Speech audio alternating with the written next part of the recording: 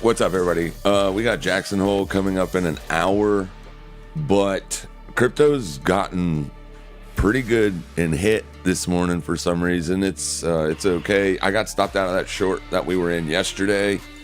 I pull up 4-hour chart here. You can see yesterday got short right here. So sometime over during the middle of the night, this thing traded up, took me out of the trade, and has rolled over. You did not quite, I don't think you liquidated yesterday's low.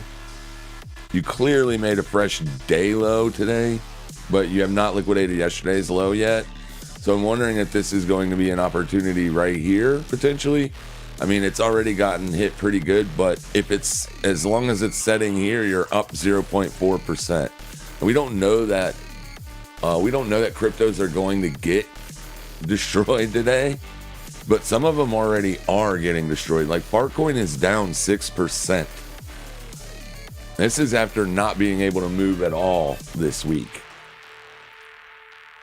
So all week, this thing hasn't really done anything. And then today, before the speech, you see a pretty decent drop.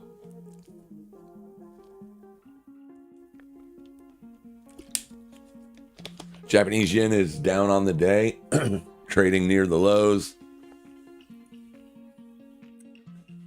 And I'm looking at XMR potentially for the short. I already have a small short position on. I just took the entry as it traded back up to this level right here, just for a scalp. Thank you, baby. Just for a scalp, as I'm not quite sure how to position on this. Yeah. And then for Bitcoin, you can see it did bounce pretty hard down here.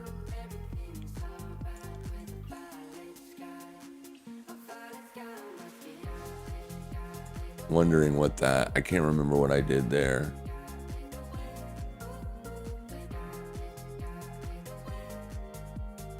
So it's just a weekly. Oh no, that's August's open. So that's August's. So you just made a fresh August low. Got it. I was just wondering what that fib was. It's a fresh August low. So this would be a good place to be a buyer. I don't know if Bitcoin's going to continue to get murked today or not, but I'm just saying, like, if they come out and they're extremely dovish, then that could send Bitcoin back up again. So, I mean, what better level to be a buyer on Bitcoin for the month of August than at August's low, right? Like I said, if I don't know that it's going to stop there, but that's a pretty good reaction off that low, ain't it? Ethereum is experiencing a similar sort of reaction. Trading down to last week's open. Almost got yesterday's low. Yesterday did absolutely nothing. So yesterday was just kind of a wash day. Literally. We got short like right here. So clearly that position was stopped out overnight. But I like XMR lower because XMR did something the rest of the crypto market didn't really do. It had this amazing bounce. Traded up to the 21 exponential and the 200. Found resistance. Traded back up. Old daily res, the level we were looking to short it, and it rolled over. Today you're an inside day. So since this was a massive rejection, I'd be looking for downside continuation today, as long as it's trading under this point right here, which would be today's open. If you're above the daily open, then you're going to be threatening the day high potentially. So yeah, as long as it's under this, I want to be holding shorts. If the crypto market does continue to get hit today, then this has a little bit more downside here than some of the others. Now for the month of August, it's clearly getting beat up. Another reason why I want to be bearish on this particular asset. So yeah, I mean, I can't short Fartcoin. It's already down massively. We don't know that it's going to be a short, so if I were you, I would probably hedge off the risk. Maybe look for the short on something else and then look for a long on something else. Short one of the weaker ones and buy one of the stronger ones. Hype is still up 2.5%, so maybe there's a short here. Not maybe, there is a short here. It's just don't know if it'll work or not. But yeah, there's clearly a short here on Hype, as it is up 2.5% on the day's range. You have not liquidated the day low yet.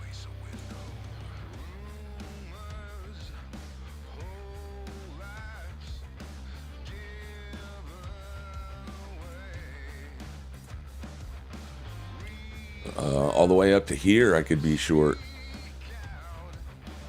So let's just see if we can get a spike here and we can jump on this short. Since the cryptos did give it all back, like if you look at Bitcoin's daily range, you can see what it was doing, right? It traded up for the Asian session, set in a sideways range, and then they sold the high of London, which was here. At your London open, put in another swing high, but it's a lower high. And then basically it broke down this morning around 5 o'clock, and it was a straight push down to a fresh monthly low. Now this is a bullish reaction off of that level, but the problem is its structure on the 4 hour is bearish, not bullish. So in a lot of cases, when you have a bearish structure like this on like your higher time frame charts, then these big spikes end up getting sold into.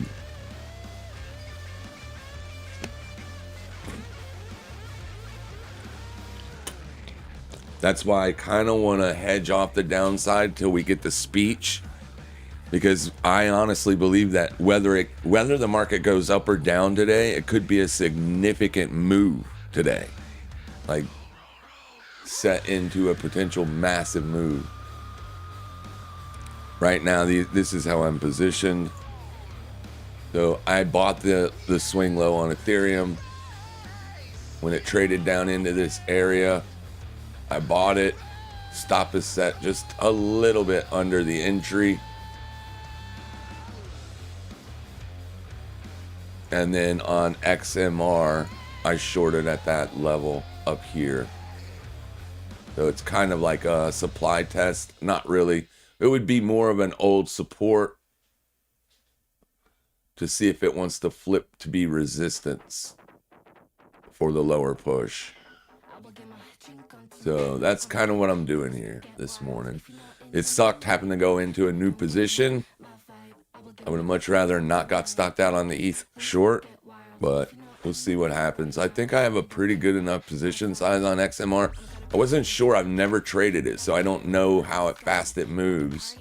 I know with the other higher priced cryptos, I want to stay right at around $1,000 or under. With Bitcoin, you can go up to whatever, right?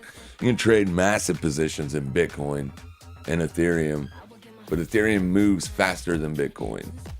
So on the ones that move faster, I want to be in a smaller position, because Bitcoin moves between 0.5 to 3% in a day.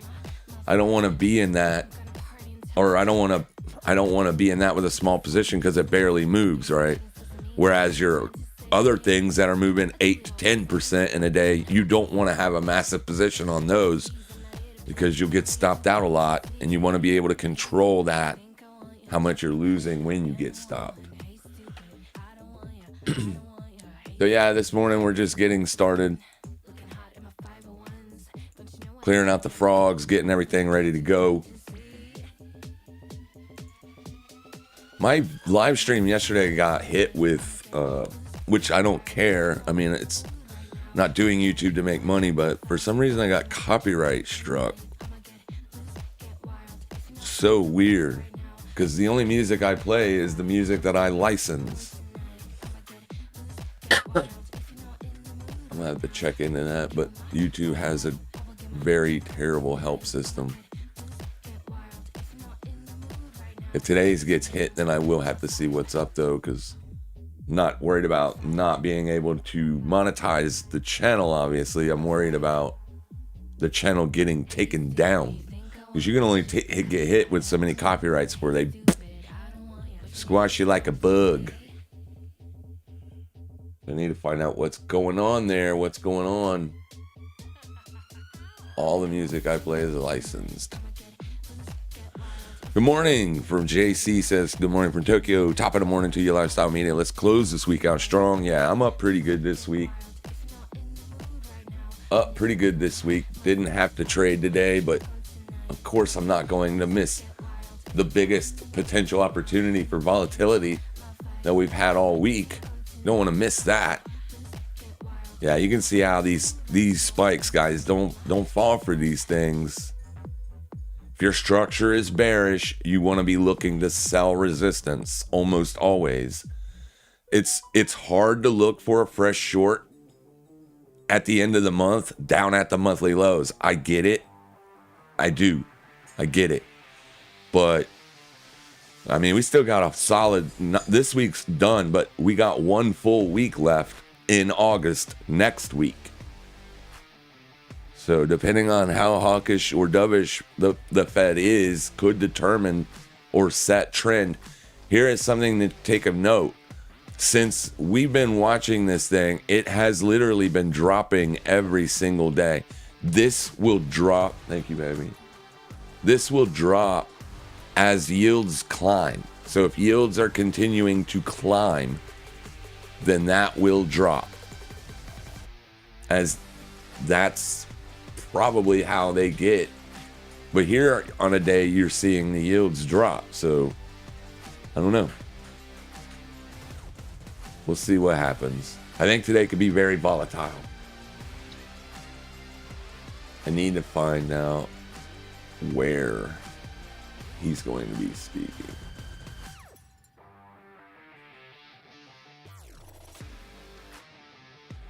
And you're gapping up this morning on the VIX over here. Boom. Gapping up on the VIX again. So the last 3 days we've seen a move to the upside on the VIX. We are pushing down right now, but you are still moving to the upward direction here for the last 3 days.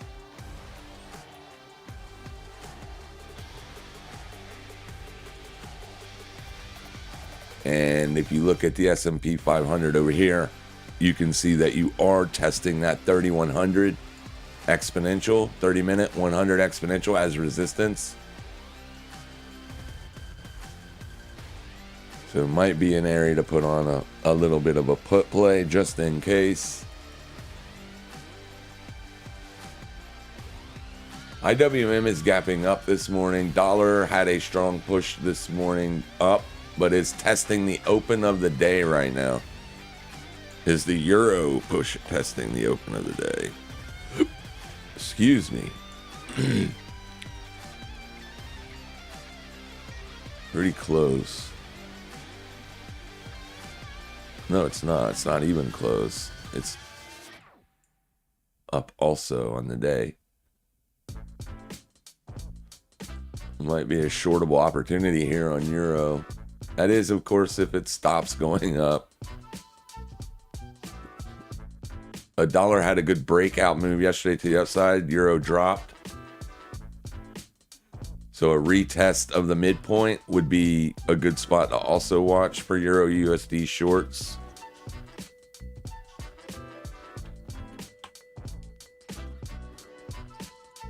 Let's do this.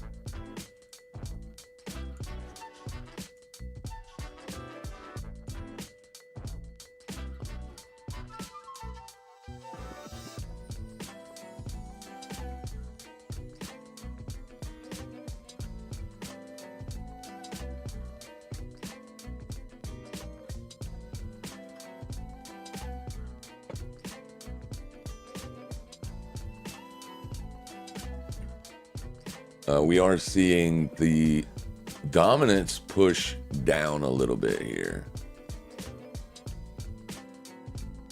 Dominance is at high of day. I don't know why the volume chart keeps coming on dominance. Do not need volume on dominance.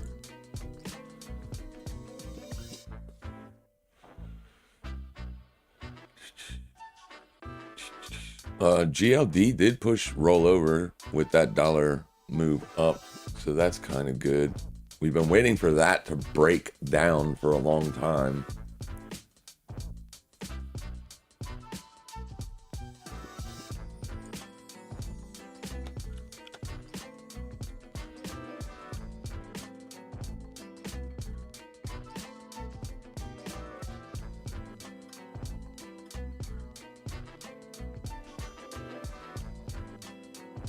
All right, if any of you are in here or in the Discord, if you got the link to Powell's speech, hit me with it in the Discord.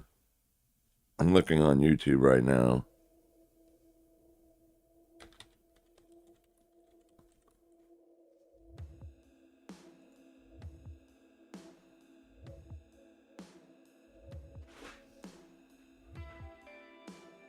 Okay, I got it. Never mind.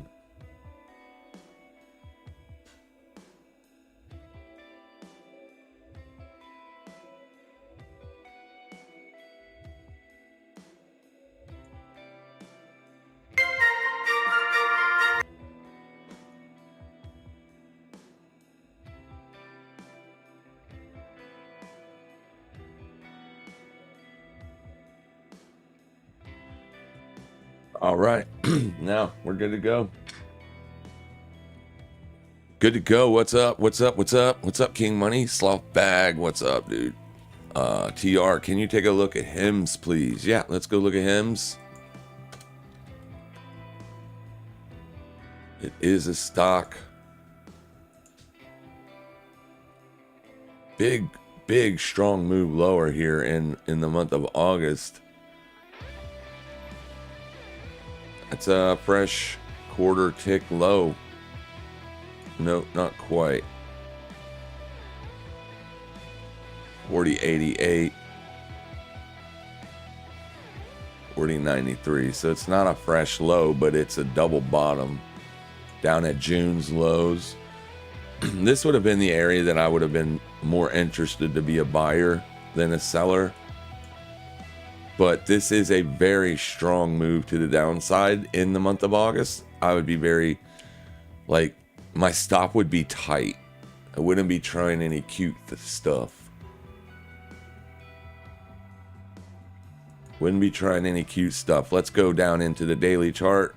So you're trading well under the 21 exponential, bouncing off the 200 after making that fresh June low, or almost making a fresh June low. So clearly people were taking their short trades off right through there. Also, you're probably going to see a little bit of buying pressure. We can jump over here and see if we have any heavy volumes down here. Not really. So it doesn't look like there was a strong bid there. Not more than normal anyways. You might want to see a little bit more downside. I think right here where you are, the only level that you could watch for potential support tests would be that daily close. If it doesn't bounce from there, then you got to just let it continue to go. This is a double bottom, so I wouldn't doubt at all that it goes back down in that area. to liquidate June's low. You have not liquidated June's low yet.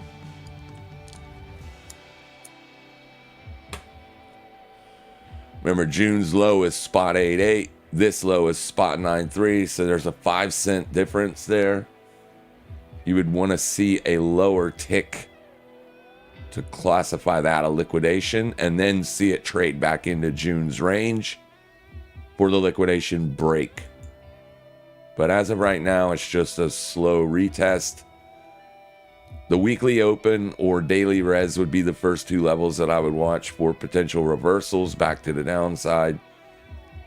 You're in a larger term range, so you're not trending, looking for trend trading strategies when an asset is in a multi-month range. Not the best strategies to put on. But over and all, this stock looks pretty good.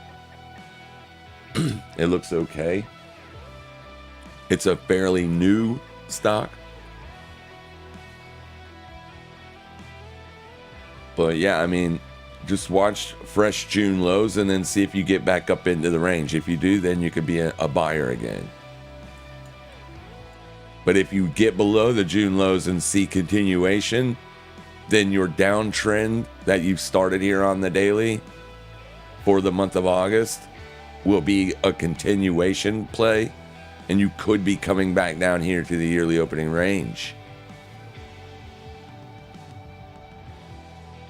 But yeah, I mean, it's at a very significant technical level on the daily chart, not so much on the weekly.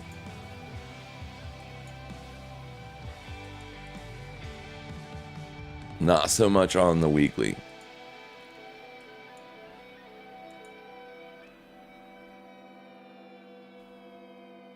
This is that supply zone that we've been watching on ETH pretty much all week, or since yesterday. It's a weekly supply zone. It's not the best weekly supply in the world, but it is considered that as long as you're trading under it, right?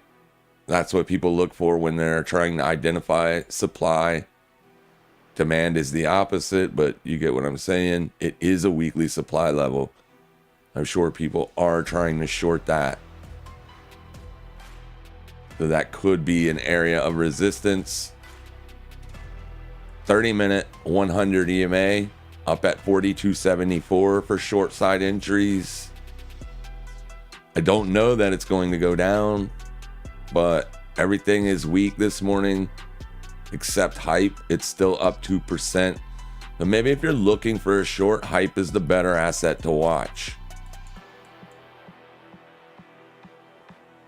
Or XMR. CRO is still up. ENA is still up. So maybe these. I do not like this. That is a massive wick lower right there. Leave it alone. That's a 3% move. Is that in a 1 minute candle? It probably is. It's just, yeah, I hate scam wicks, and I tend to not trade anything that provides those. ENS also up 1% on the day. It's at the day lows, though, unfortunately. Still got a lot of time. Market's getting ready to open here in a minute. I have this pulled up for the Jackson Hole meeting. It's just Bloomberg surveillance, but I'm sure they'll cut to the Fed chair when he starts speaking. So I'll keep this up on the other monitor until they start talking.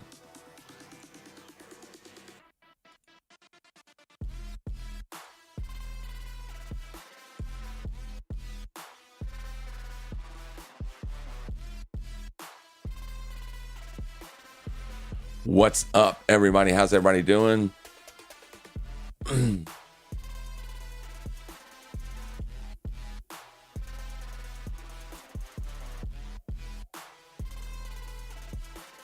Very sideways day yesterday. We were expecting that. tell you what I was not expecting. I was not expecting the crypto market to get destroyed while I was in bed. I would have much rather it waited until I woke up. Let me play.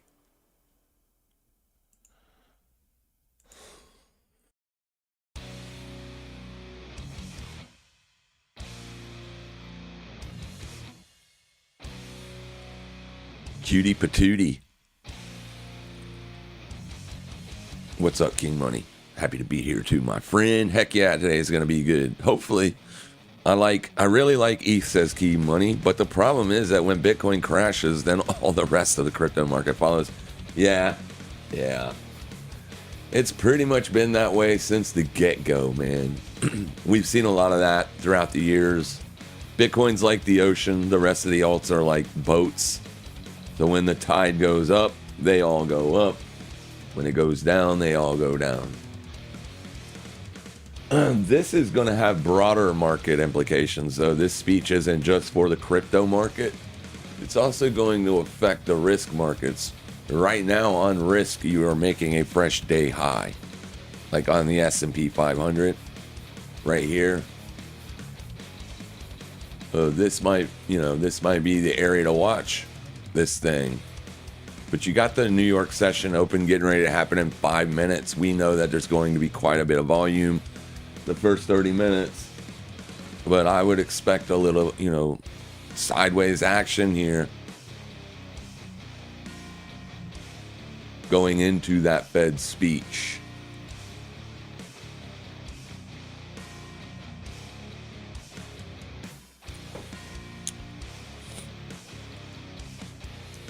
I'm keeping my eyes peeled on both XMR and Ethereum because I'm in positions on both of them.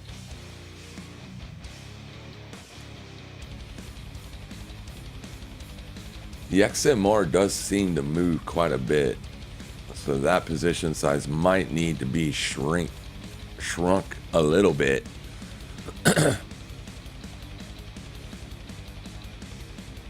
Right there's the day open.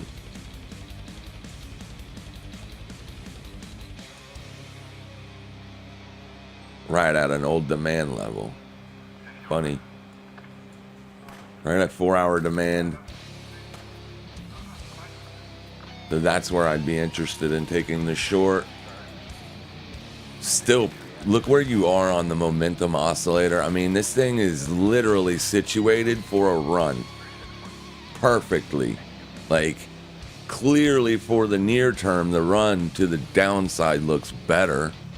But the way it's situated here, the momentum oscillator is right up at the 50 almost. We could see a big move in either direction. 8-hour, also perfect. Right here around the 50. Daily is a little bit more bearishly structured, but the 8-hour and 4-hour looks good for downside continuation if we get it. If we get it. You can short this thing as high as 263.50, but that's the last place I would look to try. Your day high is all the way up there. I mean, would I attempt a short trade back here? If it gets back up there and falls under it, maybe. I don't know. It depends on what how the Fed sounds, I guess. If we get up there, then clearly I'll be stopped out, but maybe that would probably be better. I don't know if you'll get all the way up there, though. That's the problem. The 30-minute 100 doesn't always act as resistance, but it does a good job. Look how it acted as resistance here. It's the blue line. I mean, just look back on the chart. You can see it. It does a pretty decent job, right? Breaks out here, support test, but then it broke down. Resistance, resistance, resistance. So that's why I said 263. 265.28 would be the better price. So if you spike above that, liquidate the day high and then roll over and struggle to go back up, then you can short it there.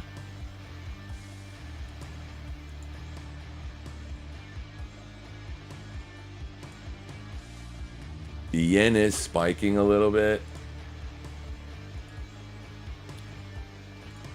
I mean, when I say spiking, it isn't like a big spike. It's just going up. It just made a fresh high. Here you go. A fresh 1 hour high. Well, actually, it's a 4 hour high. Fresh 4 hour high, but you can see that it's clearly weak. It's clearly weak. That's where the trend has been going.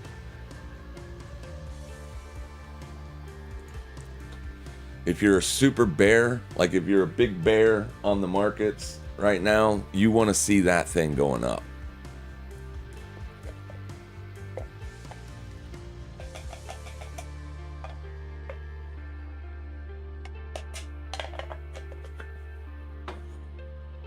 Excuse me. Yeah, you want to see that going up. That would help you. That would help your short side case. So Ethereum back up to 0.8%. It's failing to roll over here. You got your weekly volume weighted average price. Yesterday's VWAP over there. Let's put that on today.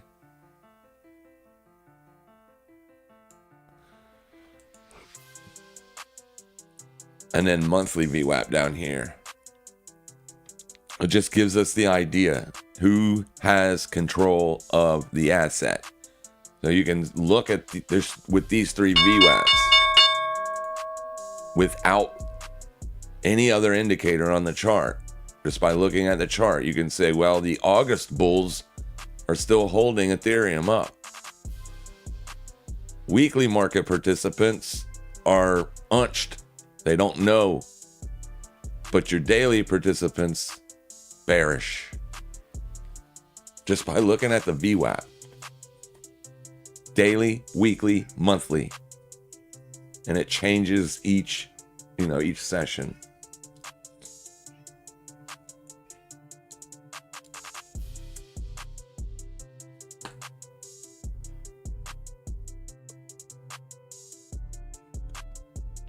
So we just got the bell. Coffee's hot. Good to go. What's going on here? A little bit of laggage. Maybe I should kill that video until 10.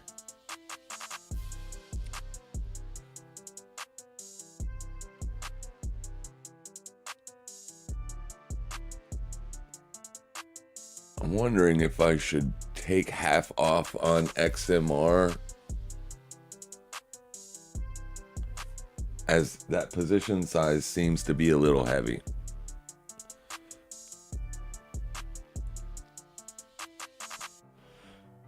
Obviously, it would be nice to keep on a big position size if it just drops off the face of the planet, but that doesn't really work out that often. Usually it goes in the opposite direction when I have too big of a position size open. I'm sure that's what happens to most of you as well. Try to get rich in one day and it usually goes bad.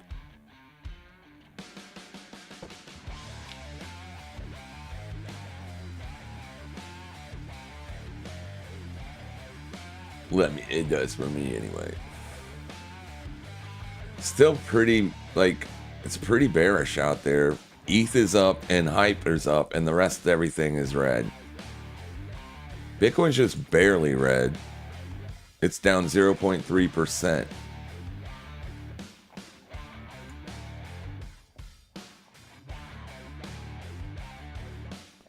So whereas Hype, the August bull or the August bears have got it for now. Down here's the August open though, so that could be a potential support zone. But by and by, I mean, as long as we're under the midpoint of August range, that is a downside target.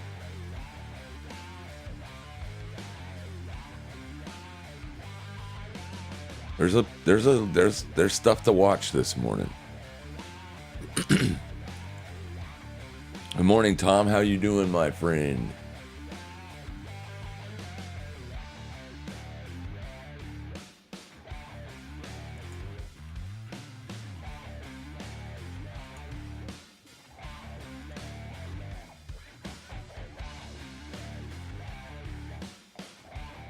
Been a minute since you posted anything in the macro.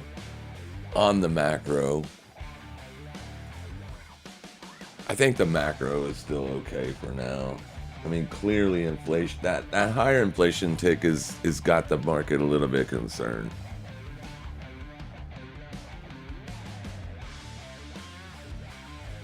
Sentiment is pretty chilled. Something that I noticed this morning, all week long, your ETF inflows for Bitcoin have been bearish.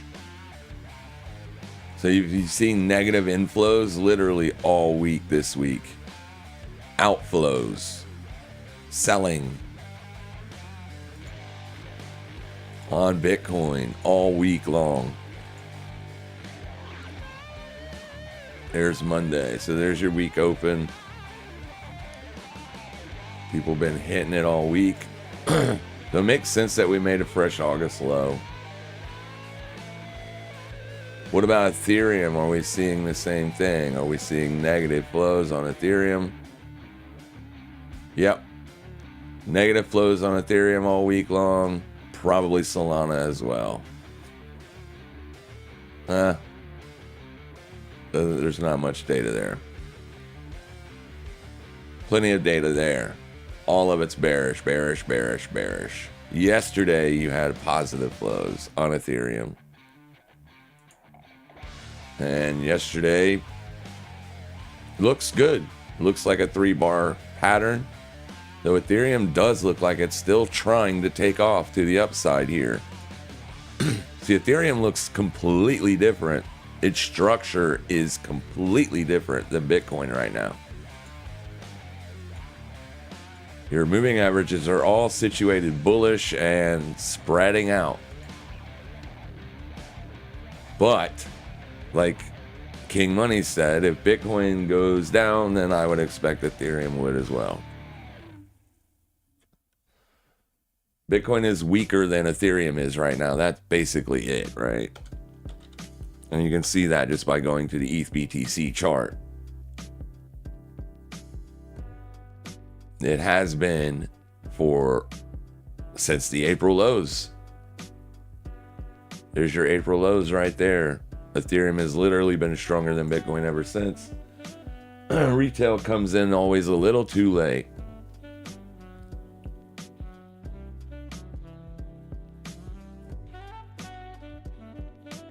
Daily exchange volumes on.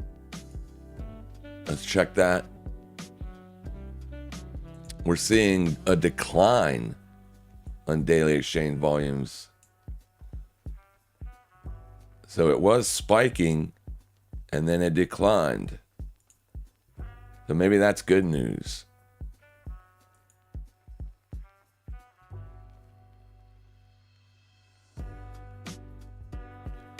Your day open on Ethereum is sitting at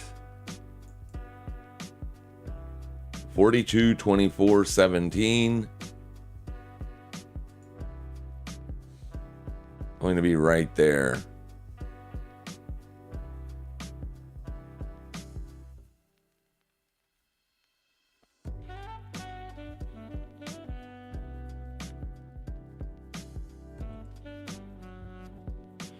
S&P made a fresh day high and gave it a little bit of a push.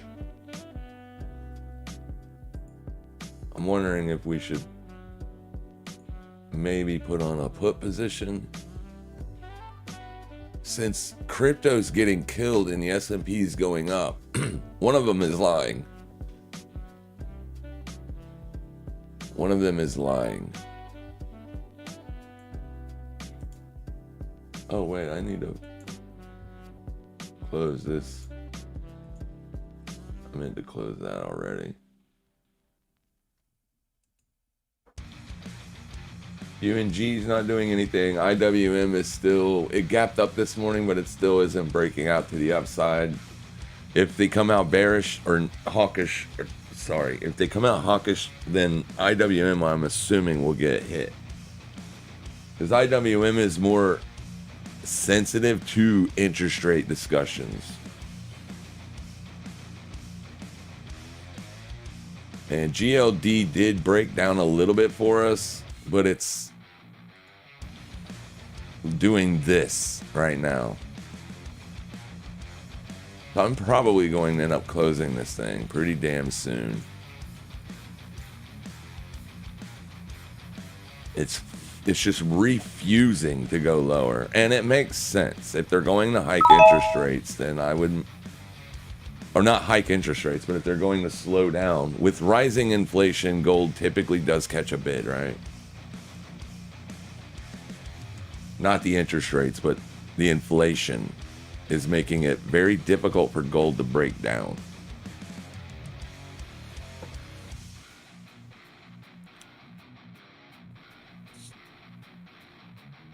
Bitcoin dominance is weakening here a little bit the closer we get to the meeting.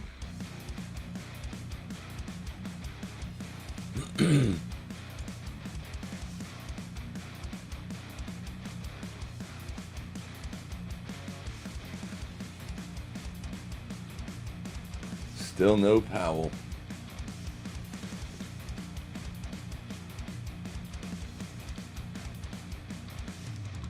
So yeah, I might close that gold short. SPX pushing up. Held support at the low edge of the weekly expected move. Nice. Took a couple days though, for sure. We know that. But there you go. You just took out yesterday's high.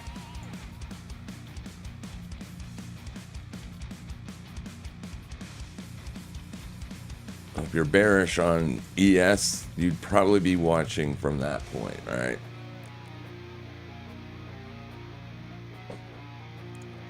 I don't know if you should be bearish on the ES, but... Alright, so things are starting to get moving here.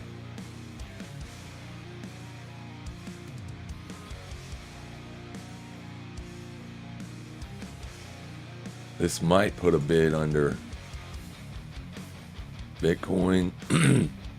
There's that August low. Look at that flawless test. Don't know that it'll hold, but good place to manage risk. Dominance is also falling off. So that ETH long holding pretty good for now. Coming into potential resistance here.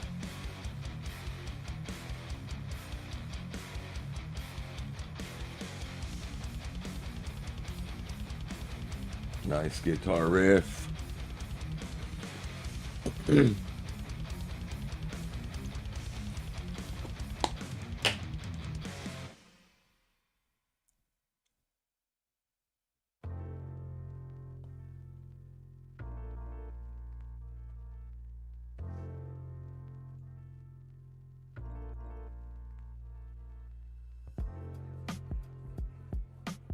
Yen is also pushing up. Excuse me. Yen is also pushing up. And the VIX is pushing down. Dollar's not really doing anything. It's bouncing slightly. I will close the IWM trade if he comes out sounding hawkish. I will close the trade out.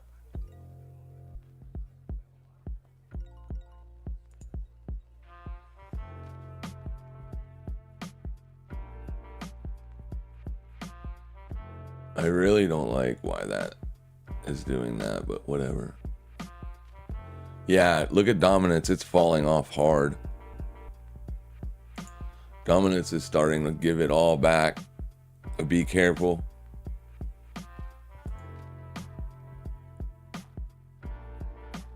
It's going to put my XMR position on blast.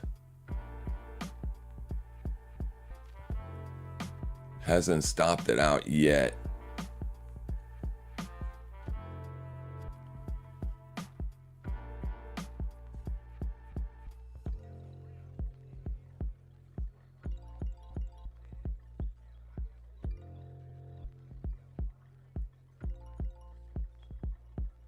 But it's working on it. Big move to the upside on the S&P. So there, it looks like it's going not only for yesterday's swing high, it looks like it's trying to get to Wednesday's swing high as well. So wait for that.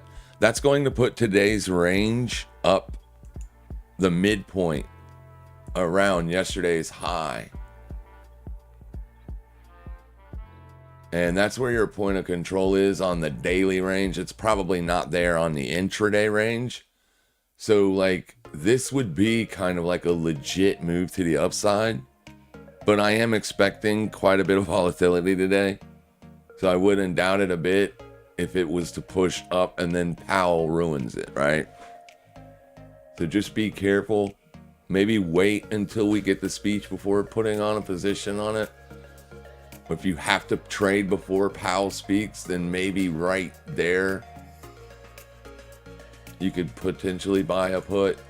But I mean, this looks really good. It retested the 50, the low edge of the expected weekly range, and it bounced. In a bull market, those are buying opportunities. Not necessarily a bearish one.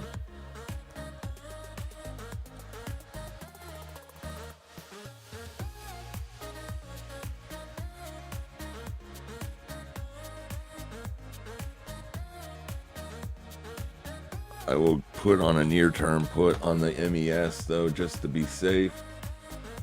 14 days out, so that way it's easy to mitigate the risk. Right at Wednesday's high. I'm gonna send that off. We are liquidating Wednesday's high, so obviously if it keeps going, then I'll get out, but it can go up pretty good before it starts to hurt. Because it's only 14 days out. So we'll put that on, as it did just liquidate Wednesday's high.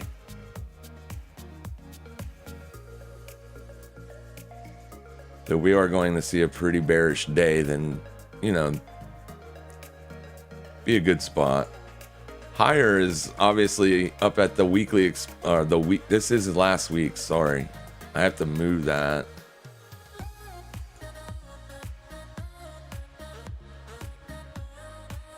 That ain't right. There we go. So you're already above this week's volume weighted average price. You'll probably trade sideways in this area until Powell starts speaking.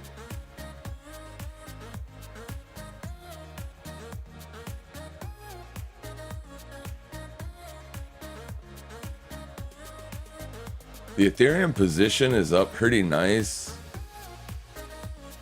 but I honestly think we're going to get a bigger move today.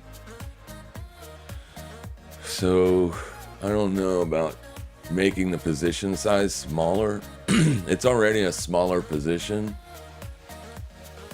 on Ethereum. I usually like to go in there with about $1,000. I'm already under that significantly. So if I cut the position in half again, it would put me up another $100 on the day. But, well, here's the thing. If volatility does pick up today, then you're going to get a larger move, right? So maybe I will go ahead and cut it in half. That's on this position right here. We're up 250, so it'd be about 125 worth of profit to add to the weekly, to essentially just add to the week profits. I'm gonna set that partial position. We're gonna take 50% off. at 40%. Oh, 42. Let's go. Oh, what did I just do? Go back, you bastard. There we go. 42. 42. Or 2. All right. So if that gets triggered, I'll pay myself $100, and then I can always add to the long if it pulls back.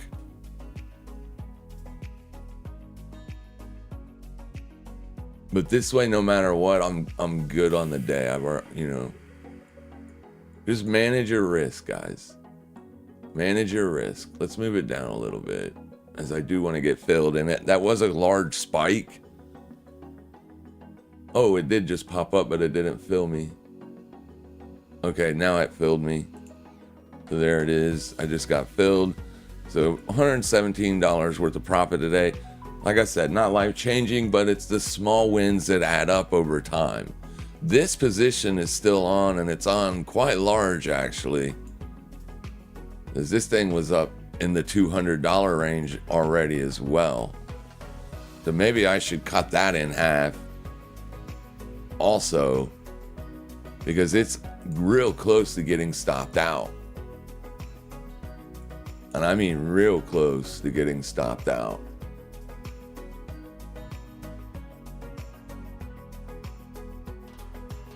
Decisions.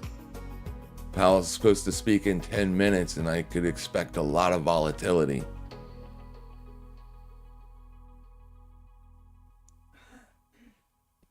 So we need to put a stop loss back on this Ethereum trade.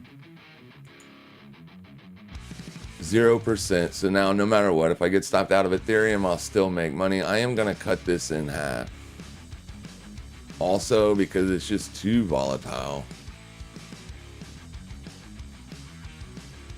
I mean, obviously it would be a fantastic P&L if it were to fall off the face of the earth.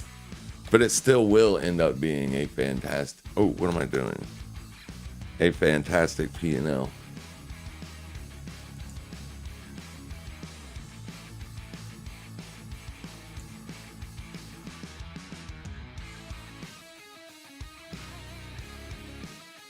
And then set stop loss at 2%.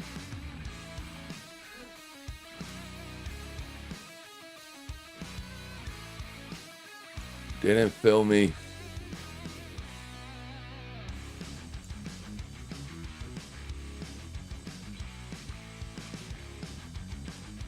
There, the position size ain't that strong. If it gets stopped out, it won't be a loss. At least it'll be break even. If it doesn't get stopped out, it's still big enough to where it will make money. Because I'm expecting a couple of these, right? What we've done is literally nothing in comparison to if we get 2 of these today. Then this position will look good, as it will be way down here. So cutting it in half doesn't really matter. It's just managing risk. Booking profits. Book profits when you have them, and your account will grow. Link for 10 a.m. meeting. Thank you. The link didn't come through. I don't have it to where links will come through. Did you put it in the Discord? I already have the Bloomberg link pulled up. I'm sure Bloomberg will cut away to the meeting.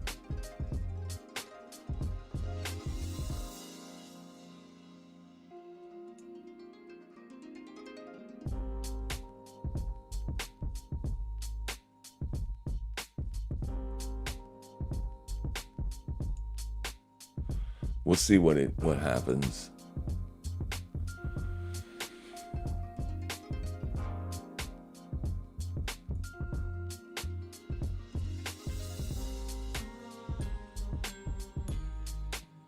Big bullish candle here on the 4-hour on Ethereum.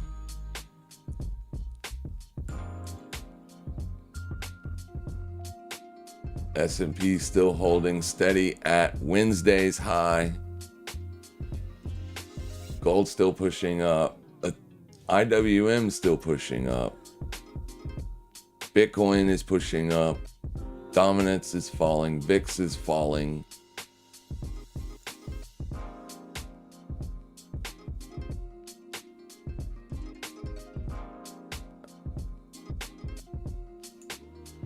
Everything looks good.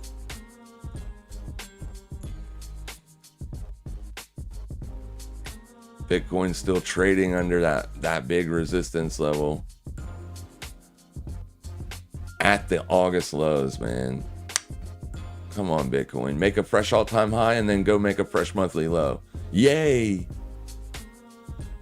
Hate this sideways garbage.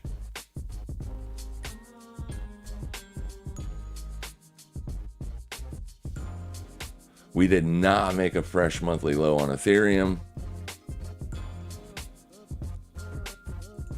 Fartcoin, we did. Yeah, Fartcoin, you're trading at the low.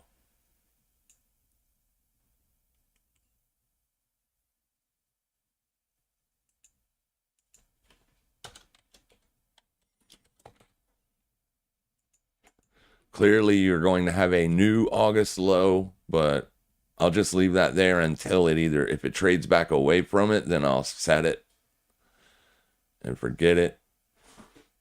I don't know why my internet keeps lagging out.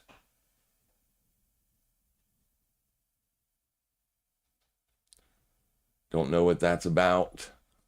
Don't have a clue what is going on there. Maybe let me set this low.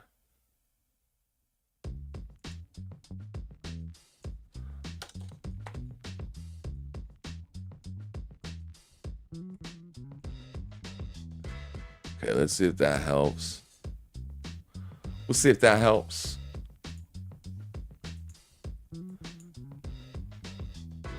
I failed to do the cardinal sin. I did not restart the PC this morning. All is good. 5 minutes until the speech. He's still not talking yet.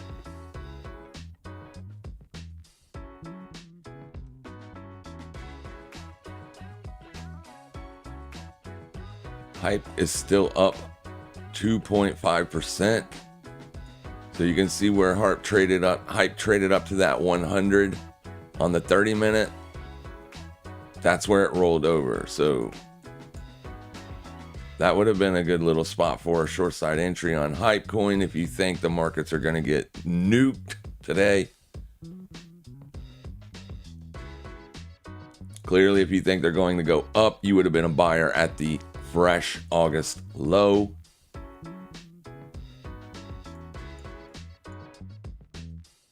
Ethereum didn't give you that opportunity, but it did liquidate or got real close to liquidating the previous day's low. So that would have been the level to watch for longs. As it pushed down there, you would have been a buyer.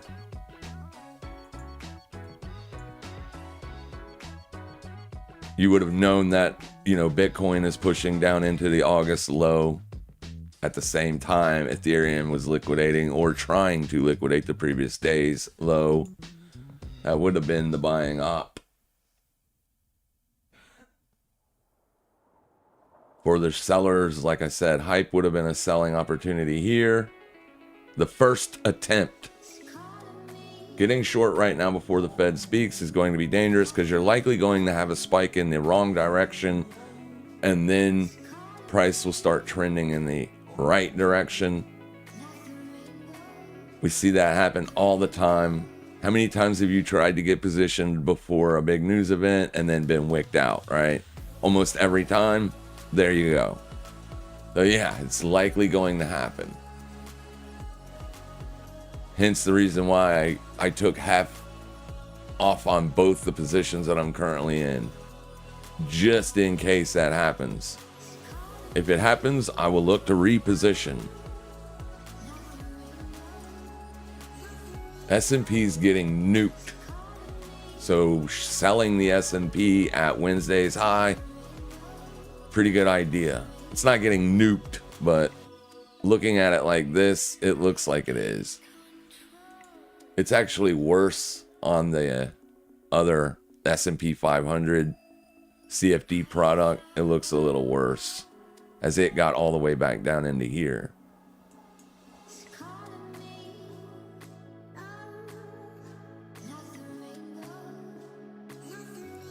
The surveillance folks are still speaking. I have it playing over here on the other monitor.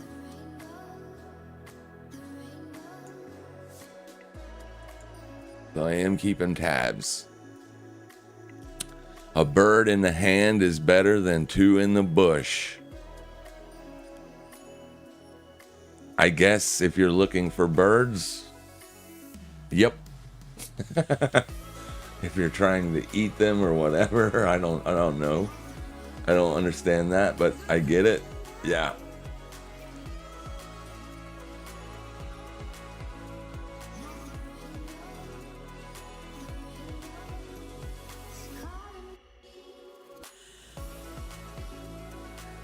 Jackson Hole is so beautiful, man. Look at that background. Damn, look at that mountain back there. Ski country.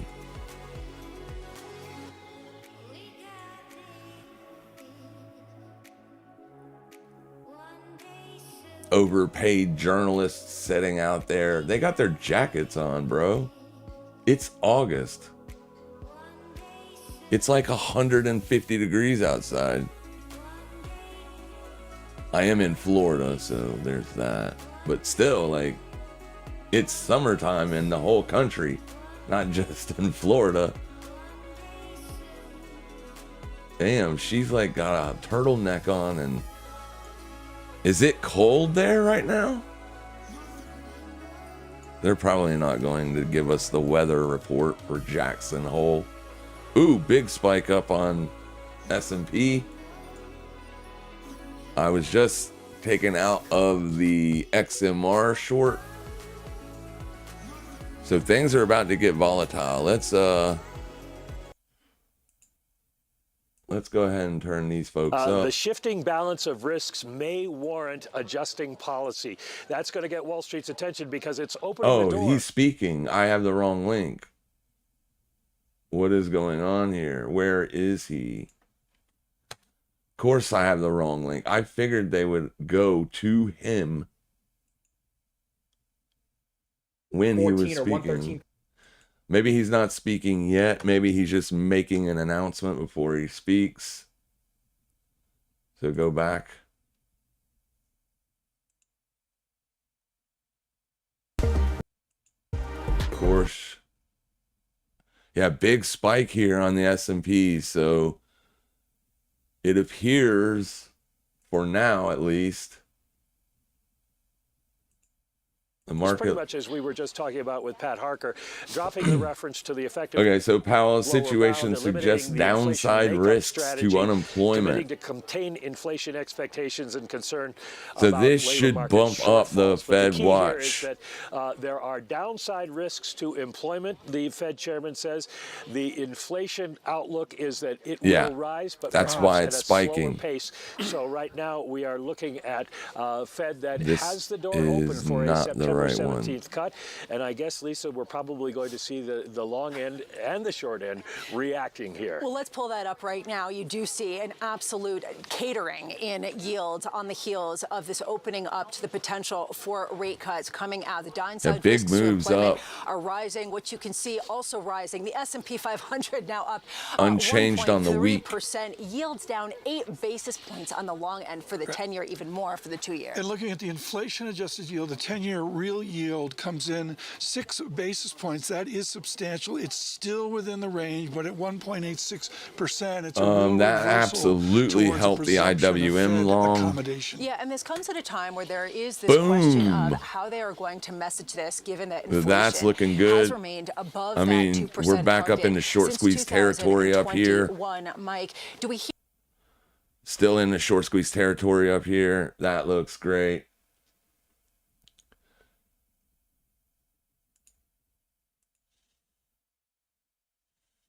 The spreads are all jacked up on the options right now. People are getting absolutely wrecked.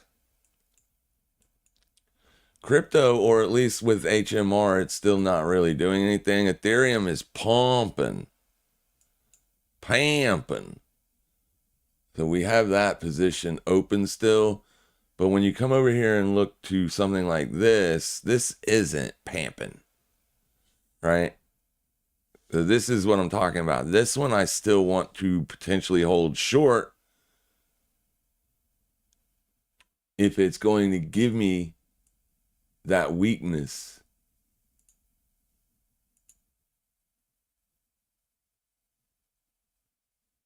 Because if he does come out when he speaks and the markets don't like him, bring down inflation and to foster a sustainable balance between aggregate demand and supply.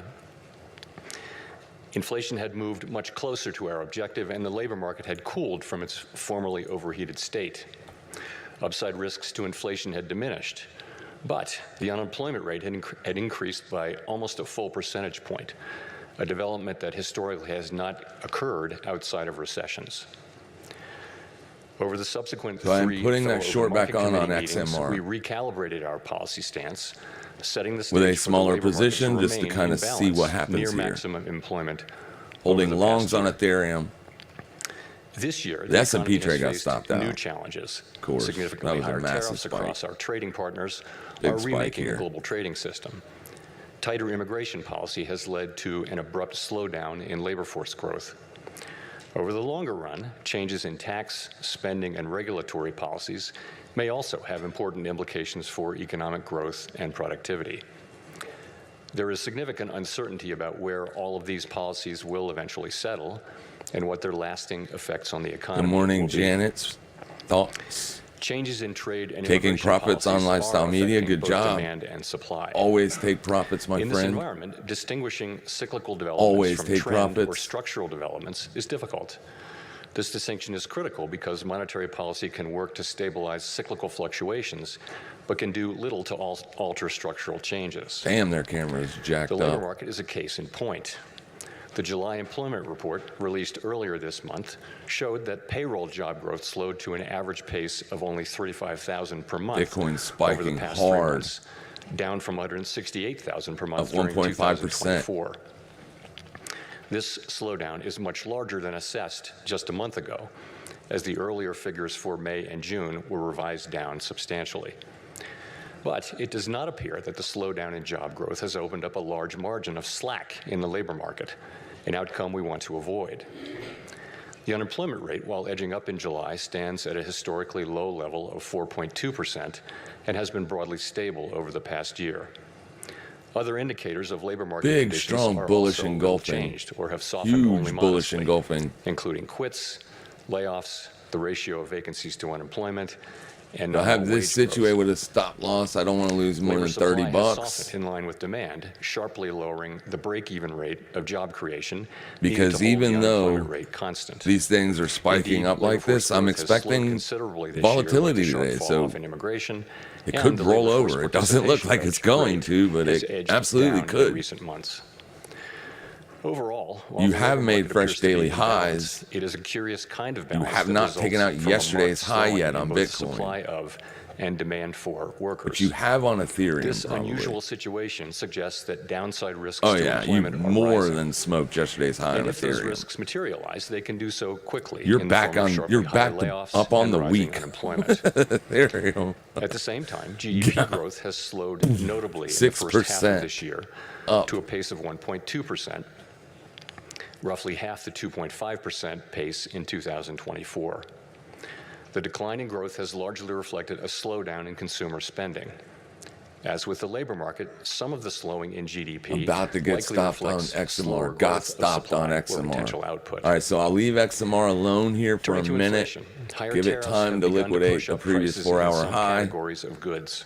These things might Estimates be based on the done latest going available data indicate that total down. PCE prices rose 2.6% over the 12 months ending in July. Excluding the volatile food and energy categories, core Like I PCE said, you prices gotta be rose very 2.9%, cautious. above their level of a year ago. gold is spiking Within core, too. prices of I don't goods like increased that. 1.1% Look at over this. the past 12 months. A Gold notable also shift from the modest spiking decline here. seen over the course of 2024. Look at your VIX. In contrast, housing services inflation remains on a downward trend, and non-housing services inflation is still running This is at a level dominance a bit here. above what has That's been just going to help alts be consistent strong. with a 2% inflation. The effects of tariffs on consumer prices are They're now about clearly to visible. smoke the 4-hour We expect high. those effects to accumulate over coming months with high uncertainty about both timing and You amounts. actually did smoke the 4-hour question that high matters for right monetary there, so policy we can is put whether on these a price increases little are bit likely more to of a short materially here. raise the risk of an ongoing inflation problem. Just trying to reasonable base mitigate case is this that the effects profit will be we've made on relatively Ethereum. short-lived, a We've one-time already shift booked in a price level. $100. Of course, We're up one time does 400 not on mean this all this at once. long. It will continue to take We're just time trying for to tariff increases keep to work it. their way through supply chains and distribution networks. Moreover, A tariff rates very continue small to evolve, position. potentially prolonging the adjustment process.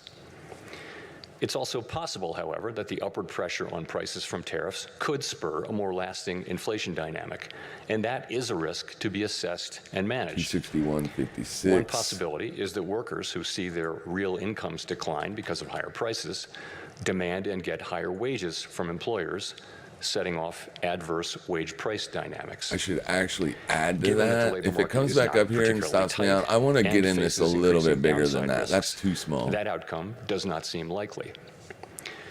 Another possibility is that inflation S&Ps, expectations boy. could Yeah. move up, dragging actual inflation with them. Inflation has been above our target Looking for more good. than 4 years IWM and looking remains good. a prominent concern for households and businesses. Look at that.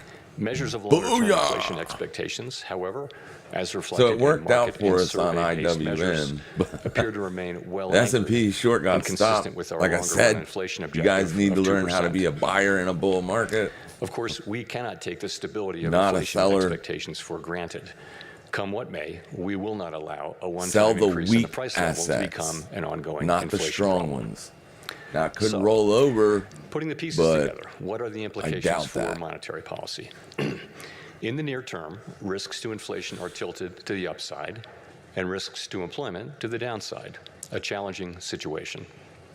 When our goals are in tension like this, our framework calls for us to balance both sides of our dual mandate. Our policy rate is now 100 basis points closer to neutral than it was a year ago. And the stability of the unemployment rate and other labor market measures allows us to proceed carefully as we consider changes to our policy stance. That's going to be a cut, not a hike. Nonetheless, a cut. with policy in restrictive territory, the baseline outlook and the shifting balance of risks may warrant adjusting our policy stance. Monetary policy is not on a preset course. FOMC members will make these decisions based solely on their assessment of the data and its implications for the economic outlook and the balance of risks. We will never deviate from that approach. So, turning then to my second topic. So it went down, it went up from 71 to 75. The changing foundation of our mandate from Congress to foster maximum employment and stable prices for the American people. We remain fully committed to fulfilling our statutory mandate, and the revisions to our framework will support that mission across a broad range of economic conditions. Our revised statement on longer-run goals and monetary policy strategy, which we refer to as our consensus statement to save time, describes how we pursue our dual mandate goals. It is designed to give the public a clear sense of how we think about monetary policy, and that understanding is important both for transparency and accountability, and for making monetary policy more Gold effective. is spiking up above The July's changes we made in open. this review are a natural progression, grounded in our So I'm ever-evolving probably going to understanding of exit our that economy. here soon. We continue to build upon the initial consensus statement adopted in 2012. I under want to Chairman see this doing Ben the Bernanke's opposite leadership. of risk markets. I don't know why it's Today's doing the revised statement same is the thing as outcome risk of the second markets. public review of our framework, which we conduct at 5-year intervals.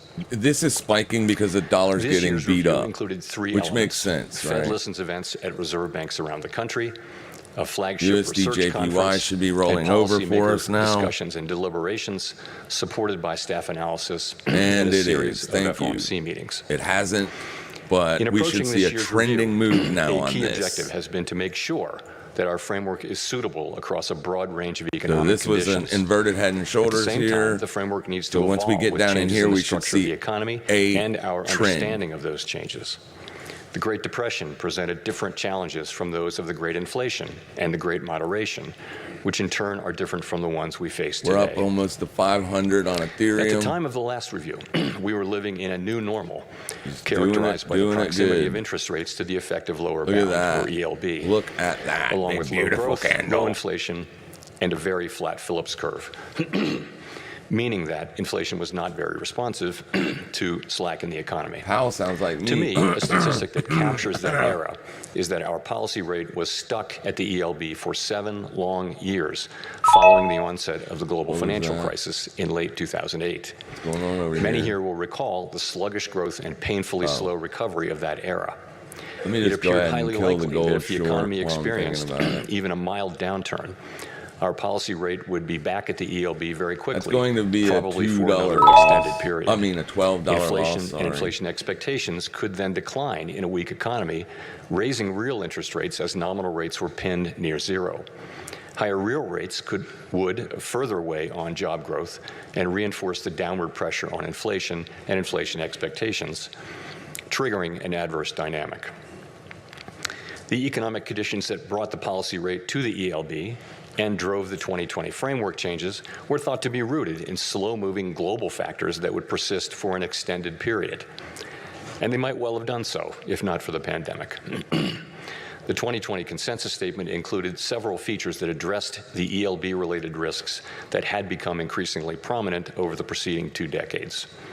We emphasized the importance of anchored inflation, longer-term inflation expectations to support both our price stability and maximum employment goals. Bitcoin's up 2%. Drawing on an extensive coming into literature that on trend strategies line. to mitigate risks associated with the ELB, we adopted flexible average inflation targeting, a makeup strategy to ensure that inflation expectations would remain well anchored, even with Bullish the engulfing ELB down constraint. here at support. In particular, we said that following So it looks like they're going to be supporting rate cuts, which is what the market has been wanting and expecting, and they're going to do so. Is it possible that Bitcoin finds resistance up here and rolls over? It is possible. Is it likely? Probably not, right? The markets are bullish. This doesn't look bearish to me. I mean, you're just a hair away from making fresh all-time highs on the S&P. We went from being at the bottom edge of the expected move this week. I should have left that long open. We took a long on this day. I should have left it open, but it was just a day trade. It closed out for a nice little profit. Obviously, this day right here took that profit back as it got stopped out. Big move there. But yeah, you're going right back up to make fresh all-time highs. Is it possible that it rolled over after? Yeah, but I mean, why even look for that? This is why I wanted to go in the day hedged out, right? With one short, one long, take the money and run. We paid ourselves so that way, even if they both worked out terribly, we would still get paid, right? Still get paid. That's the way you make money in this business. Limit your downside risk. That is one fantastic looking 30-minute candle. We go to the 4-hour here. You can see that is a beauty, an absolute beauty. We were looking for this RSI to be able to move in either direction. It did look like it wanted to go lower on Bitcoin. That is why you're seeing such a massive move now, right? Because it was structured bearish. Ethereum was also looking like it wanted to take it lower. Up it goes and just smoking people along the way. You're back to green on the week. I wouldn't doubt it if you see upside continuation today. I would be very careful about buying it way up here. Wait for a pullback. Look for an intraday support zone somewhere as the day goes on. Look for support to form. Where that will be, I have no clue, but definitely do not buy up here. You're going to be oversold on or overbought on everything lower than a 4-hour candle. I mean, you're massively overbought on the 1 minute. So be very, very careful. What is Pingu and those things doing? Farcoin. up 4%. So everything looks like it's bouncing. If you do have to short something, short the weaker assets, not the strong ones. Ethereum is strong right now. And be careful with this. It is volatile. Volatile. You could potentially look for a scalp lower just because it's so overbought, but I mean, you got to be careful doing that kind of stuff for sure. XMR does not look as bad as it did either. XMR is still struggling though. So maybe that's a good candidate for a week, for a short. Ethereum is coming off pretty hard here.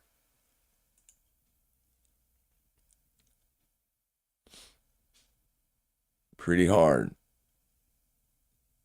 What did he say? Did he say something negative? In periods when inflation had been running persistently above 2%, appropriate monetary policy would likely aim to achieve inflation moderately above 2% for some time. In the event, rather than low inflation in the ELB, the post-pandemic reopening brought the highest inflation in 40 years to economies around the world. Like most other central banks and private sector analysts, through year-end 2021, we thought that inflation would subside fairly quickly without a sharp tightening in our policy stance, as this slide will show. When it became clear this was not the case, we responded forcefully, raising our policy rate by 5.25 percentage points over 16 months. That action, combined with the unwinding of pandemic supply disruptions, contributed to inflation moving much closer to our target without the painful rise in unemployment that has accompanied previous efforts to counter high inflation. This year's review considered how economic conditions have evolved over the past 5 years. During this period, we saw that the inflation situation can change rapidly in the face of large shocks. In addition, interest rates are now substantially higher than was the case during the era between the global financial crisis and the pandemic. With inflation Solana's back up on the year. Is restrictive, modestly so in my view. Hype is up 6%. We cannot say for certain where rates will settle out over the longer run, but their neutral rate may now be higher than during the 2010s. Pingu up 3%, still bearish on the year, but fiscal policy and other factors that affect the balance between saving and investment. During the review, yearly opening range on Fartcoin is at 93.65. I don't know that you get up that high today, but we concluded that the emphasis on an overly specific set of economic conditions may have led to some confusion, and as a result, we made several important changes to the consensus statement to reflect that insight. First, we removed language indicating that the ELB was a defining feature of the economic landscape.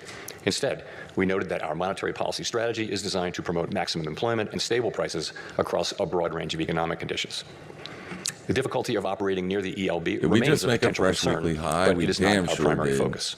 The revised statement reiterates that the committee is prepared to use its full range of tools to achieve its maximum employment and price stability goals, particularly if the federal funds rate is constrained by the ELB. Second, we returned to a framework of flexible inflation targeting and eliminated the makeup strategy. As it turned out, the idea of an intentional moderate inflation overshoot had proved irrelevant. There was nothing intentional or moderate. Why is this relevant? Well, it's simple. You just liquidated the entire week's range, not just the daily range. The entire week, you have liquidated that range. More than liquidated. That's Sunday's high. That's going to be your weekly high right there. So you've done more than liquidated the weekly high. Well over.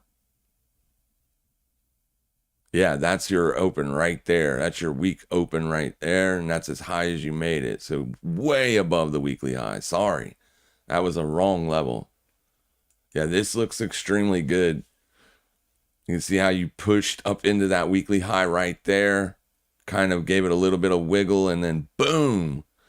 I mean, this is probably going to be the extent of the expansion on the day, but if you are going to try to buy this, please wait till the volume subsides. Maybe look to be a buyer on the very small time frames of oversold. Not right when you get the oversold. If you can combine that with an objective price point, that would be much better. Good morning, Paper Wiggleman. How you doing, my friend? But yeah, let's see what he says. Inflation that arrived a few months after we announced our 2020 changes to the consensus statement, as I acknowledged publicly in 2021. Well-anchored inflation expectations were critical to our success in bringing down inflation without a sharp increase in unemployment. Anchored expectations promote the return of inflation to target when adverse shocks drive inflation higher and limit the risk of deflation when the economy weakens. Further, they allow monetary policy to support maximum employment in economic downturns without compromising price stability. Our revised statement emphasizes our commitment to act forcefully to ensure that longer-term inflation expectations remain well anchored to the benefit of both sides of our dual mandate. It also notes that price stability is essential for a sound and stable economy and supports the well-being of all Americans. This theme came through loud and clear at our Fed Listens events. The past 5 years have been a painful reminder of the hardship that high inflation imposes, especially on those least able to meet the higher costs of necessities. Third, our 2020 statement said that we would mitigate shortfalls rather than deviations from maximum employment. The use of shortfalls reflected the insight that our real-time assessments of the natural rate of unemployment, and hence of maximum employment, are highly uncertain. The later years of the post-global financial crisis recovery featured employment running for an extended period above mainstream estimates of its sustainable level, along with inflation running persistently below our 2% target. In the absence of inflationary pressures, it might not be necessary to tighten policy based solely on uncertain real-time estimates of the natural rate of unemployment. We still have that view, but our use of the term shortfalls was not always interpreted as intended, raising communications challenges. In particular, the use of shortfalls was not intended as a commitment to permanently forswear preemption or to ignore labor market tightness. Accordingly, we removed shortfalls from our statement. Instead, the revised document now states more precisely that the committee recognizes that employment may run, at times, above real-time assessments of maximum employment without necessarily creating risks to price stability. Of course, preemptive action would likely be warranted if tightness in the labor market or other factors. A short squeeze can take place here on the IWM now. We were looking for that short squeeze to take place last week, and this week it's literally been sideways all week. But we held the position because, well, we didn't close the daily under the 21. We got into the trade over here on this day. So, I mean, I was just going to hold it. I'm glad I did. He's going to lower. More than likely, we're going to see a rate cut in September now. So the markets love to hear that. Don't know how much continuation you're going to get out of it, obviously, today. But if this short squeeze continues, then you could see a trending move take place next week on the IWM, as you are well above all these massive swing highs over here. You made fresh yearly highs, in a sense, when we did that short squeeze, but it immediately rejected the same thing that Bitcoin did. Make fresh yearly highs, reject. So we'll see if Bitcoin can maintain that strength today. It's going to be coming into an area of resistance. You've got the 21 exponential moving average above you. You've got this. No, that is the August VWAP. This week's VWAP is under you. So that's a pretty good place to look for potential risk on opportunities. That's also going to be the midpoint of August's, sorry, not July. July's midpoint's all the way down here somewhere. August's range. So it's important moving on for Bitcoin to stay above that. It's very important moving on for Bitcoin to stay above that. So the fact that we just made a fresh monthly low and bounced super hard like that, I am not expecting this to end up being a bearish engulfing today. I would be looking for upside continuation for the majority of the day. I think looking for shorts right now would be a terrible mistake, more than likely, because all the alts are back to bullish. Like Solana's up 5%, Doge is up 6%, even Compound is up 2%. The XMR thing, it's still struggling. So even though other alts are having a fantastic move from this news, and it did have a good move up, it's still struggling to be super bullish like Ethereum and other alts are. So I wonder what's going on here. I wonder if this is just trading under its own merit and pretty much just ignoring the rest of the market. This is bearish on the month. You're under the midpoint of the monthly range expansion. The month range expansion is down. So this is actually bearish on the month. So maybe that's one to keep on watch for short opportunities. Your dominance chart is breaking down to a fresh lows today, which is good. Getting closer and closer to that yearly opening range. Alts would continue to be bullish if that stays weak. There's your total 2 chart breaking out to fresh upside ranges. And total 3 not looking as good, but it's still a bullish engulfing for now.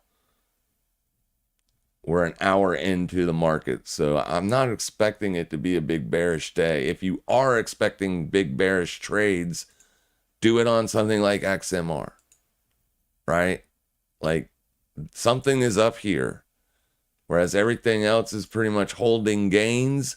Ethereum's up 7% right now. Could it reject? Of course, anything is possible. Anything is possible. Risks to price stability. The revised statement also notes that maximum employment is the highest level of employment that can be achieved on a sustained basis in a context of price stability. This focus on promoting a strong labor market underscores the principle that durably achieving maximum employment fosters broad-based economic opportunities and benefits for all Americans. The feedback we received at Fed Listens events reinforced the value of a strong labor market for American households, is the one where we were looking at the 4-hour. Fourth, consistent with the removal of shortfalls, we made changes to clarify our approach in periods where our employment and inflation objectives are not complementary. I think it was. In those circumstances, we will follow a balanced approach in promoting them. The revised statement now more closely aligns with the original 2012 language. We take into account the extent of departures from our goals and the potentially different time horizons over which each is projected to return to a level consistent with our dual mandate. Well, these principles guide our policy decisions today, as they did in the 2022 to 24 period, when the departure from our 2% inflation target was the overriding concern. In addition to these changes, there is a great deal of continuity with past statements. So the document continues I think I'm pretty much done listening to him. Basically, this is what we were looking for on Tesla, but we were looking for that to happen on Thursday, but not, we were expecting this to happen after this, right? We wanted to see a daily close under the 21, then we wanted to see a big move back above it, kind of show us a bear trap. I was unable to get involved with it because of yesterday. It had downside continuation. Never would I have dreamed that it was going to be this bullish today. But there's a larger move here on Tesla. If it breaks out above May's high, we expect it to test 390. So there's a broader move here, a big measured move that would put you up to the yearly opening range. If it does, in fact, break out of this triangle, then we could expect it to the next breakout point to be May's high. So you can put on a spread trade up in here under May's high if you can afford that risk on Tesla. Do it longer dated. Maybe not, today, maybe wait for a bearish day, but I don't know if you'll get a bearish day coming out. If it reverses today and ends up closing bearish, then obviously don't be looking for that upside trend to break out. The main breakout point is May's high. The only thing you're breaking out of right here would be a pattern, right? It's a pattern. That's all it is. It's not an actual candlestick range or anything like that. So you need to break out above May's high before you can consider this to be broken out, or break down below May's low for the trending move to continue. Because if you delete the pattern and all the subjective stuff, if you look at price objectively here, you're trading inside of May's range. So you are in a 3-month, 4-month range here. So in order to be objectively trending, you need to get above and sustain bullish momentum above 367, as that is May's high, or whatever May's high is. What is it? 367.71. So that's where your breakout needs to hold. Then you can say, yes, the breakout or the trend has resumed back towards the year open. Above this, then you have a bullish trend on Tesla objectively. Right now, it's still bearish on the year, but it's nice and bullish on August. You're right back up to July highs today. So it looks good. It looks like it's trying to break out to the upside of this subjective triangle pattern. And if it does, like I said, I would have a longer term, like end of year target on Tesla would be around 375, 390. End of year target. I don't expect that to play out super soon, like in the next 3 days. Obviously, it could, though. If it gets really bullish, it absolutely could get up there in just a few days. Because Tesla is volatile sometimes. Both directions. I mean, look at this gap up here that happened when there wasn't even any earnings or anything. Just a massive gap up. And then 4 days later, you essentially moved almost $100 in 4 days. So Tesla can move fast. But yeah, I think this is going to be a bear trap here. You're probably going to see upside continuation from Tesla from here on out. I can't put the trade on in my small account because the risk is just too much. Going out farther in time, like in December or even November, I can't seem to find the spread trade that I love. It would be like buy the 355s and then sell the 390s. It's just too much money. Maybe if we sold the 375. Yeah, it's still a lot of risk. The upside reward is like 2-to-1. If you do the 355, 365, just that spread right there alone gives you a pretty nice return on risk. So you'd be risking 350. This is 91 days out. You'd be risking 350 for a potential to make 650. And not quite 2-to-1, but almost 2-to-1. Looks like someone is alerting me in the Discord for something here. Oh, C. Martin's having a good day. Have a good day, buddy. Sorry I missed. Yeah, it literally juked us, right? Tesla juked us. We wanted to see the bear trap form, and then we wanted to see the bullish move. I should have said, wait until Friday to see what happens, but the gap up wasn't severe enough for me to think this might be a trap, right? It barely gapped up. It did gap up, but it wasn't a big gap up. But I mean, we've been looking for it to break out. You still got time if you're not in the Tesla trade. Please don't think that it's done, it's over, you can't get involved. No, that's totally wrong. The larger move is up to here. You've just got the rest of the year to get there. So you still got plenty of time to put on a position on Tesla to catch it if it does continue to move to the upside. Ethereum's up 9%. So damn, this thing is rocking and rolling.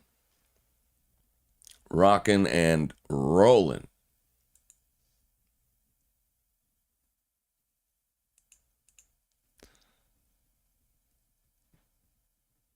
Lifestyle media is taking profits off. Good stuff. XMR doesn't have inverse perpet. It does its own thing, and price depends on mining and internal structure. There's not a lot of assets that have an inverse perpetual swap. From what I can tell, it's going to be like your bigger products, Bitcoin, Ethereum, things like that do have, on some platforms, perpetual inverse swaps. I love an inverse swap perpetual if you're trying to stack that token, right? Like if you're trying to buy and hold a lot of XMR, then that's the only way I would even want to trade its inverse swap. Because that's how I accumulated a lot of Bitcoin. I didn't buy all my Bitcoin. I simply shorted Bitcoin in 2021, 2022, and made a killing.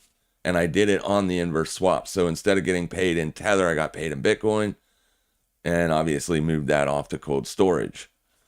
That's how I accumulated a lot of Bitcoin. So if you wanted to accumulate a lot of Bitcoin or Ethereum, instead of buying it, if you're a profitable trader, you can just trade the inverse swap contract and get paid in that token, and then just move your profits off exchange into cold storage. For the longer term hodl bags. Long-term hodl bags. But yeah, I mean, they did have a big attack also a few days ago. The reason that we liked it is because of its current structure, not macro fundamentals. The current structure is bearish, and it had a big short, like a short squeeze rally, right? It's just a dead cat bounce, right? It's a bearish bounce. In a sense, all of your longer term shorts are taking profits down here when you're making fresh monthly lows, and that causes a spike up, because this spike up happened when it went under a 51% attack. Not usually what you see when something's being attacked. You would think that would cause bearish pressure, not bullish pressure. But anyways, for technical structure here on the daily, this thing is clearly bearish still. You're under the 21 exponential. Daily resistance held. You broke above and closed above here on this day. So technically you would have moved your resistance over to this point if you would have seen upside continuation or just a small pullback. Since this day was a bearish engulfing and took out this candle's low, that makes us understand that this is a trap. So we always revert back to the last resistance. And that's why we were looking for shorts there. Boom. And that would have still been the best place to take the trade. We were talking about taking that trade. I even put it on the watch list for it, but I just didn't get the alert in time to actually put the risk on right there. But it would have been the best place, no doubt, to take that short. And if you did take that short, you're still good, in my opinion. I would get worried if you start making 4-hour closures back above this beast right here. As long as you're staying under the weekly open, you're golden. Just hang on to it, because everything else is moving up today nicely. Ethereum is up 9%. Bitcoin is up 3%. Fartcoin was down almost 5%. Now it is up almost 6%. So everything is up strongly, but XMR is struggling still. It does look like it wants to break back out to the upside. So if you did short it at 274, maybe think about closing some off if you start getting back above the weekly open. Or if you start closing 30-minute candles back above the 100, the blue exponential moving average, not the purple one. The purple is the 200, but I like to watch the 100 on the 30-minute time frame. It does a really good job of basically showing you those potential trend changes. So like right through here was your breakdown point. If you start closing 30-minute candles back above that, you're short from up here. So you're still in profit nicely. Then you can cut it in half or whatever, move your stop to break even. You can just manage the trade, as it's impossible to predict what it will do in the future. Like, even though Ethereum and Bitcoin are up really nice right now, there's a small risk out still that it could roll over. I don't think that's going to happen. I mean, the Fed has pretty much told you they're going to cut interest rates soon. And that's why you're seeing such a massive reaction on these things. Tesla's up 5%, MU's up 3%, SPX is up almost 1.5%. This is the unchanged weekly range. So you're back above unchanged. So you're positive on the week at this point. Intel's even up 4%, and Intel's garbage. Even Intel is catching a bid today. Circle's up 7.4%. So has Circle bottomed out here? We don't know. Only time will tell.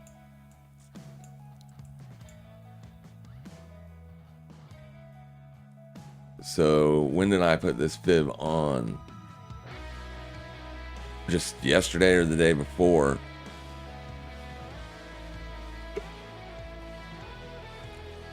You liquidated last week's low. You're finding a move above that. Maybe next week, look for a pullback into daily demand, or this last week's low. See if that area holds a support moving forward on that.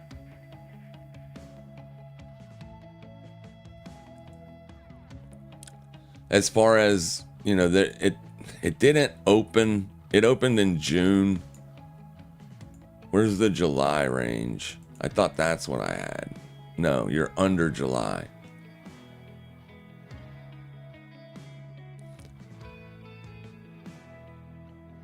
Under July. So I guess as long as it holds the 786 of June's expansion, it would still look okay. And that's what it is currently doing. UNG is back down, so I'm going to close this out because it's trending lower. We did get a spike yesterday, but it's back under that. Probably because of dollar weakness. So there's no point in holding it any longer. It's a very small mover. The trade is down $6. I mean, technically, I guess you could watch that lowest daily close right there. And if you don't close under that today, at the end of the day, you could potentially still hold it, but you could gap down next week. So I'm going to close it. I just put it on looking for a couple days of upside. We didn't get it. We got 1 day. 1 day, not good enough for me. Not a good enough bounce. This thing is trending down. But it might be a trade if it gets back above the 2024 lows. Not while it's under it. While it's under it, it's threatening fresh lows. But if it does get back above 1235, then absolutely I could potentially be a buyer on that gas again. Right now the trend is still down. Ooh, where's the one we were looking for a short? I bet that's changed too. UNH. We want to see if it can fill that gap. It might not. But we want to be a buyer upon gap fill on UNH. Palo Alto Network, see how it's basing here at the yearly opening range. Can't be a seller while it's trading above it. While it's trading above it, it's threatening to close this gap, much higher prices. But if it's under it, we like it lower. For the Palo Alto Networks is a good company. I'm not bearish on Palo Alto Networks just because I'm an uber bear. The reasoning behind looking for software shorts right now is because of AI. AI, the word on the street, AI is going to have a negative impact on some of your software companies. Maybe Palo Alto does not feel that negative effect. Zoom. Remember how yesterday I said it could have been your, what was it? A YOLO play? Before earnings yesterday. They gave you earnings at the close of the bell. We were looking for a run above $75. I didn't take it. But if you did take that YOLO trade, you're looking good today. Take your profits. You're at max profit up in here with the trade that we set up. You would be at max profit. So you just go ahead and take that. And then PSKY, we liked it at 1350. This is the UFC is probably going to bring a lot of business to this company, Paramount Plus.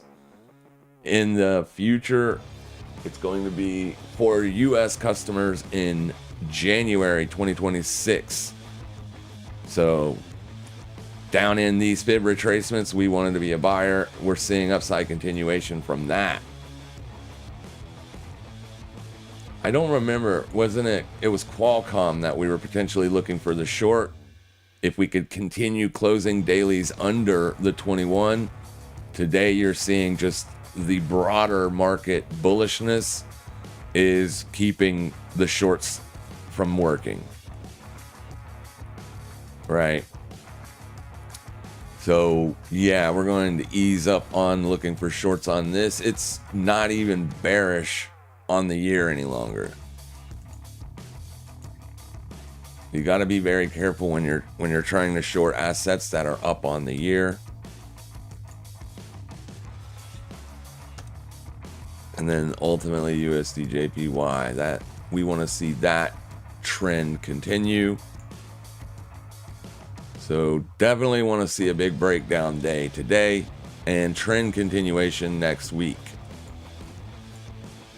However, we want to see that trend continuation from dollar weakness, not yen strength. If you get yen strength, that could have negative implications across the broad market. And you are seeing a big spike on Japanese yen right now. So, yeah, I don't know how to take that.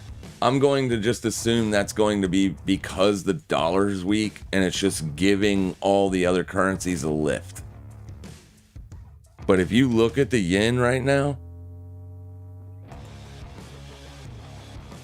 it does not look like I want to be long risk markets. I mean, that spike isn't entirely from dollar weakness. It can't be.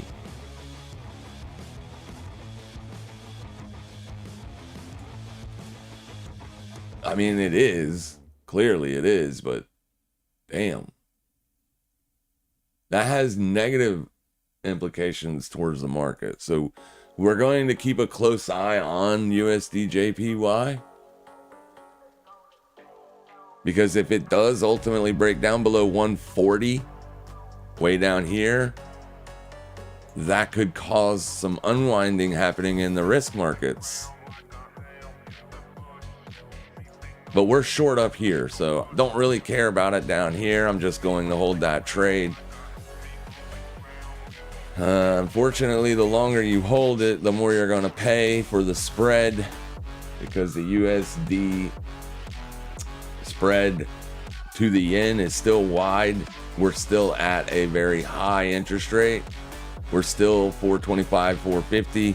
And the yen is only at 50, so there's a 4-point spread there that shorts are paying more than likely.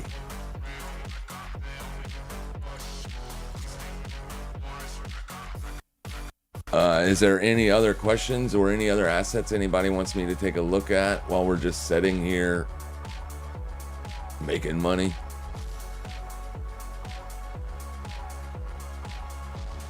What's up, Nick? You're not that late. You hear the news? They're going to lower interest rates more than likely. ETH, I don't know what ETH, is. You got that? Nasty. Oh, ETH A, that's going to be the, gotcha. That's the Ethereum ETF. iShares ETF. Yeah, I mean, it looks like it's getting ready to break out to all-time highs. This tracks the spot price of Ethereum. So whatever Ethereum does, this will do also. Ethereum is up almost 10% today. Massively up. Alt season is not done yet. So hopefully you own this at a much lower price. And if you do, just keep holding it. It is not bearish. This chart is the opposite of bearish. Structure-wise, it's bullish. It's up on the year. It's up on the month. It's up on the week. Now, it's up on the week, and it's up on the day. I mean, it's up. You got right in here. You started to look a little bit weak, but clearly it was a buying opportunity. Yesterday's midpoint check of the expansion we got from Wednesday held, and today you're seeing that 3-bar pattern play out, right? Expansion, midpoint test, expansion. That's what we look for on the daily charts to play out whenever we're testing support in a bullish market. This market is bullish. All of your moving averages are splayed out. They're spread out. That is bullish. The 4-hour chart was starting to get a little bit different, but it's just a 4-hour chart. Like, you did lose your 21 and 50 on the 4-hour, but the 100 held. The monthly VWAP held. There was only one day where you were under that, and you were only down there briefly. So, I mean, an absolute perfect check, and go. So yeah, if you're holding ETH A, I think you're in good shape. You can keep holding it. It's the bears that have to reposition right now, not the bulls. When prices are moving higher, the bulls are in good shape. They don't have to do anything. The bears are the ones that have to make moves happen. They're going to have to basically move their positions, close their positions, or whatever.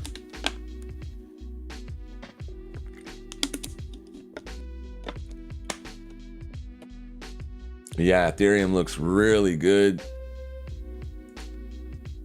The long trade that was taken this morning on it looks really good.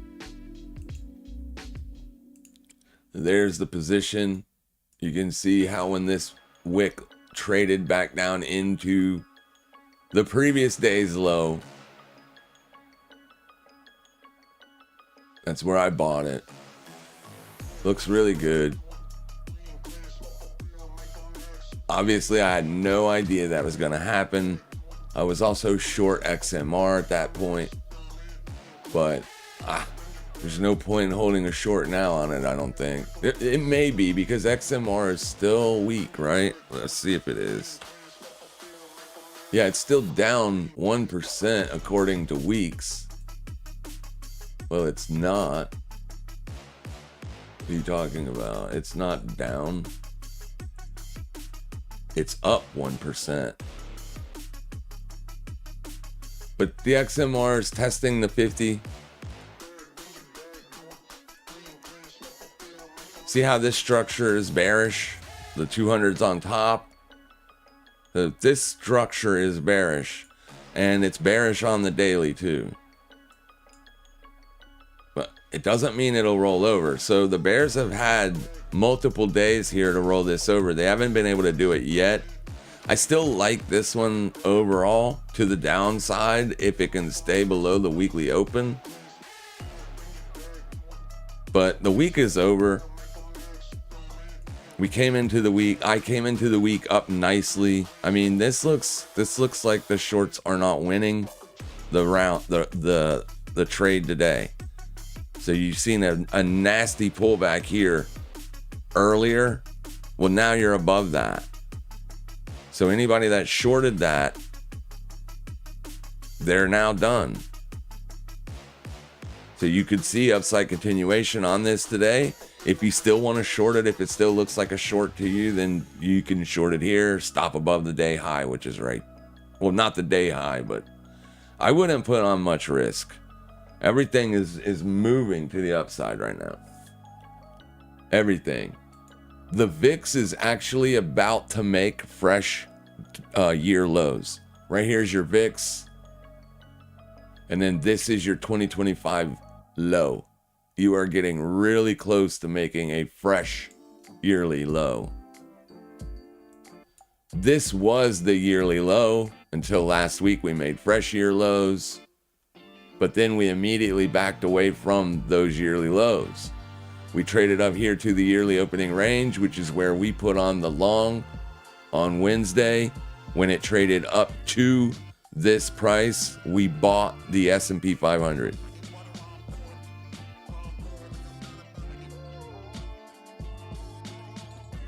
It was also, if you look over here, when that happened, the S&P 500 was also testing the low edge of the weekly expected range. The 21 exponential and August's VWAP. A lot of support confluence down here. So yeah, that's when you wanted to be a buyer. And then here's GLD breaking back up into July's range with this 4-hour candle's midpoint being right at that July range. So this is where all the short stops were. That's why you're seeing the expansion so deep above it. You're still holding GLD shorts, you can get out of it. The dollar weakness, dollar could continue to be weak now based on the fact that you are going to see interest rates get cut. There's your DXY on the day. It is a bearish engulfing in a big way. So everybody was just waiting to see, is the Fed going to come out hawkish today, or are they going to come out dovish? They came out dovish. So this long-term trend line is going to be threatened again pretty soon on the dollar. Potentially. I mean, that's going to be a pretty nasty looking weekly. If it closes under the 618, you're going to be negative on the week. You've taken out the entire weekly range in one day. Now, you didn't really do anything all week, right? It's a very small move all week long. It was causing everything to be choppy. Damn you, dollar, keeping everything choppy on us. Yeah.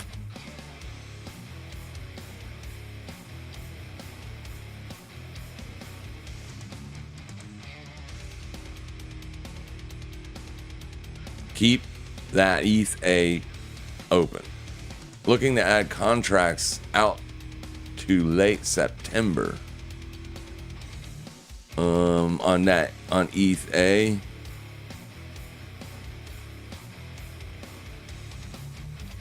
Well, today, right now, isn't the best time to add to it because you're up 10% today. So maybe wait next week, see if you get a push lower on the weekly range. See if maybe Monday or Tuesday you get a bearish day next week, and then look to see if it's trading down around the weekly lows. If that's the case, then you can add. And you don't want the weekly low to be under this week's midpoint. So basically, get rid of this and this for now.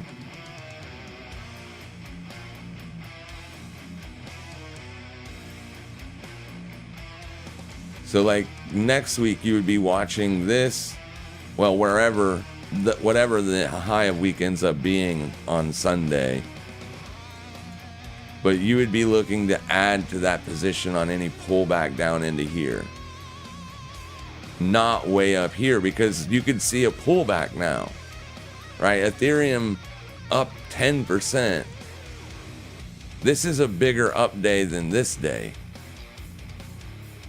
Like, you're engulfing this day's range almost. You are. You took out this candle's low and this candle's high. So this is a bigger day than this. You don't want to add on those kind of days. You want to add on these kind of days. Not on these, because tomorrow, going into the weekend, you're probably going to see chop sideways candles. You won't be able to add to the ETH position because the market will be closed. The options market will be closed. But next week, look for a pullback into this week's range, and then look to throw those contracts on. Duty and Booty says, Madge, what's up? Next decision, IBIT call option through end of year. All right. I'm going to have the same sentiment on that as I do on Ethereum.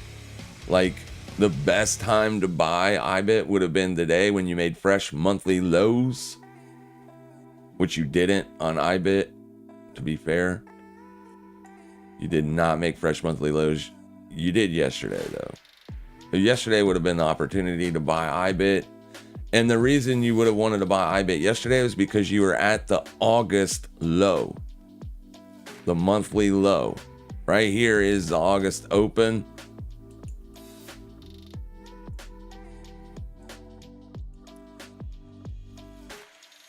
Your late month right now.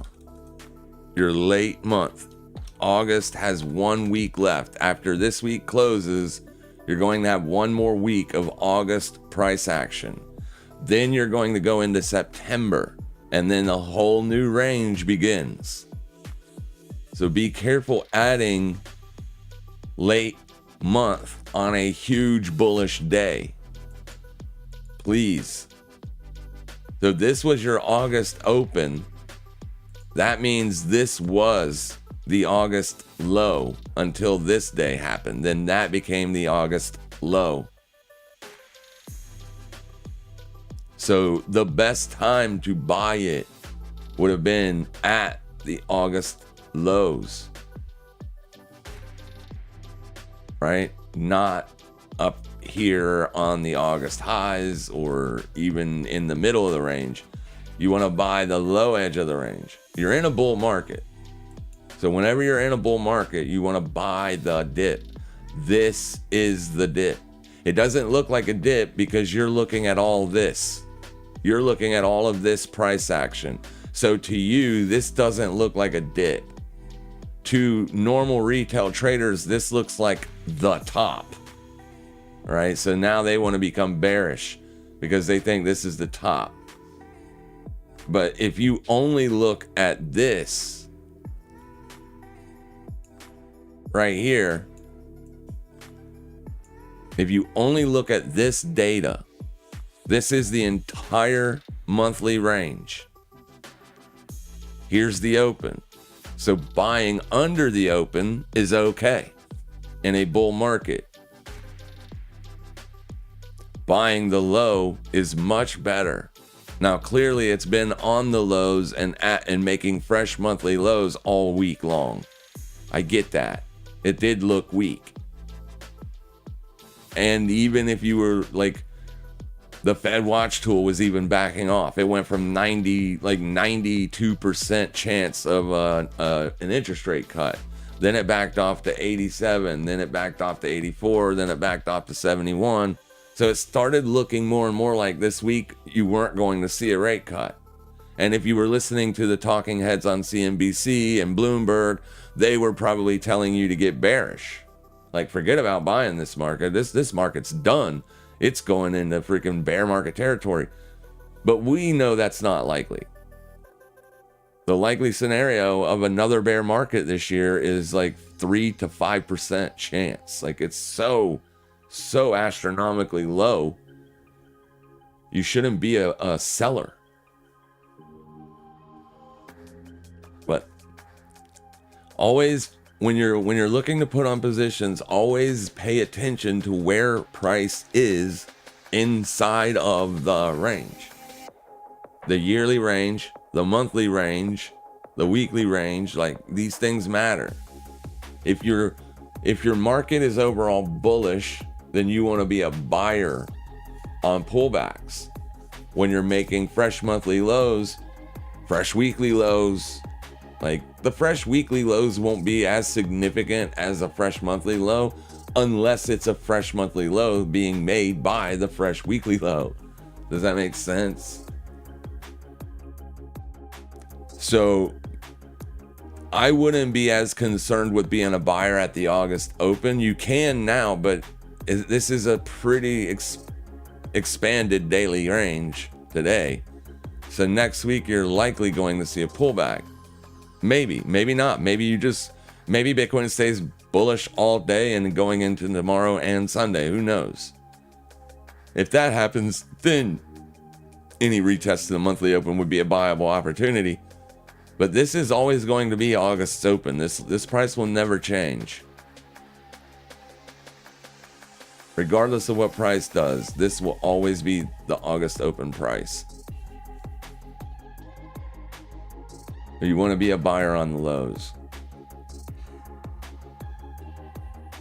And historically, Bitcoin does struggle in the month of August and September, but that's historical data. It doesn't mean it's going to be that way this month. As a matter of fact, if today was the last day of the month and we were closing the market right here, you'd be up on the month. You would be barely up, but you would be up. You'd be up like almost 1%. So historical data does not dictate future results. But yeah, I mean, people were probably going to be looking to buy a pullback. The midpoint would be a pretty decent area to look for a buying opportunity. If you were to get that today, then maybe you could put on long data calls. It's just late month. Just remember, it's late month. Ethereum now up 10.2%. Like, it's insane. Don't need that. I don't know why we even had that weekly up there, but looking good. Looking good today. A lot of choppy sideways stuff here the last few days, and then boom. Big liquidations. Even XMR is putting in fresh highs right now. Have we made a fresh low on the VIX yet? Not yet. So close to making a fresh yearly low. So close. I heard Trump has a major announcement to make today. Uh-oh. Okay. Well, because of that fact, I will keep XMR on watch. Right? I mean, it doesn't look bearish any longer. ENA is also up. ENA and CRO, these two cryptos had the biggest rally in the month of August. Like, they were up the most this month. The last 30 days, they were like the two biggest ones. Last week, not so much this week, it was last week. But, I mean, ENA is up 14% today. Up 14%. And then CRO is up 11%. XMR is up 1% now. So XMR starting to try to flip around structure here.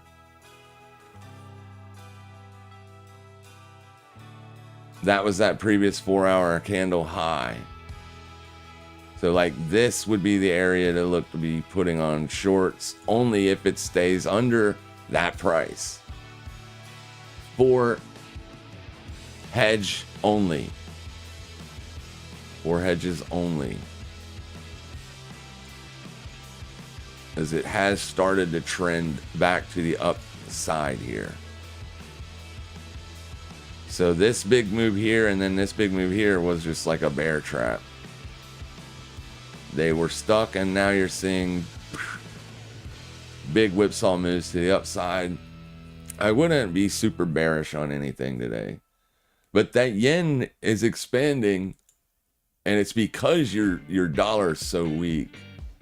But it still is expanding. And the yen, how much does the yen make up of the dollar basket here?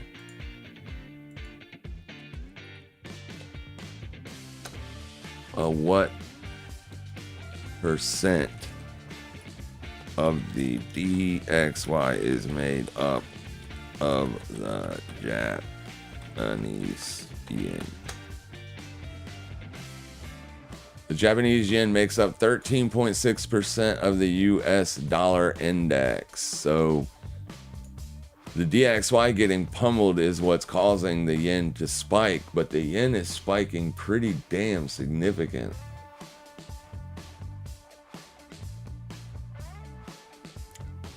Go look at currency futures. Let's see what it's up. Yeah, the yen is actually up more than, well, it's not up more than the Australian dollar. So the Australian dollar is up 1.08. The yen is up 1.01. But those are the two biggest up currencies. The DXY is down 0.97%. So the Aussie's beating out the yen just by a little bit. So what's Aussie yen doing today? Probably nothing. A big bag of nothing. Yeah, a big bag of nothing. Very choppy. So according to Aussie yen, well, no, not really. Let's go to the open. 1700 hours is the open. You can see how the Aussie is just a little bit stronger than the yen. If this is under the white line, then the yen is stronger than the Aussie. But as long as price is above the open, the Aussie is a little bit stronger than the yen. But that's why it's like a nothing burger.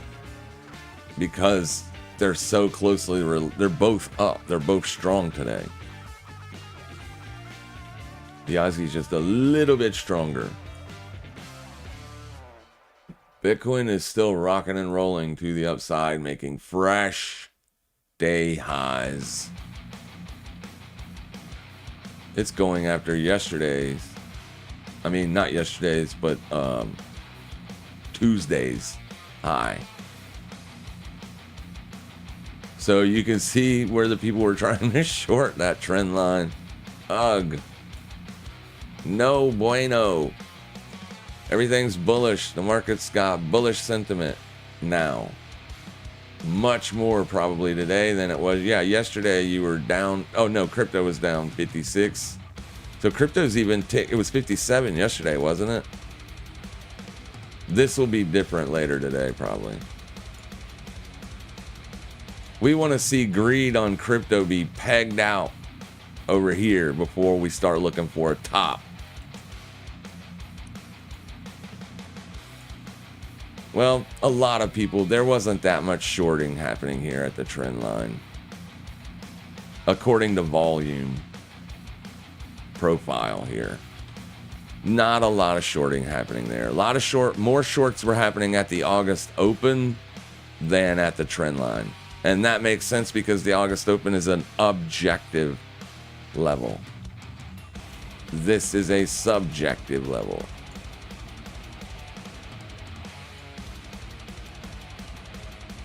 Get it. Get it, Bitcoin. Get it. Go up. Go to the moon. Time to see fresh all-time highs. You got to be at 140 by the end of the year.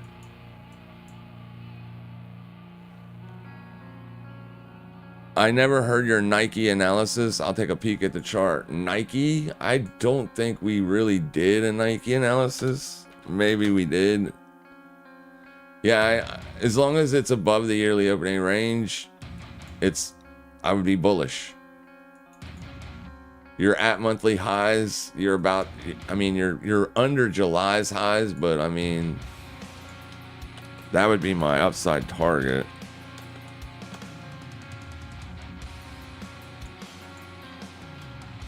Yeah, as long as it's above the yearly opening range. You can see how it's wedging up here, so it could break out. These ascending wedges are typically looked at for bearish breakdown potential. It is an ascending wedge.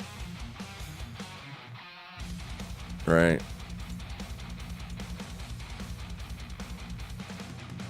Clearly, it's an ascending wedge. So people do look for those to break down bearishly, and it still could, but they can break out both directions. So what I would do with, let me see here.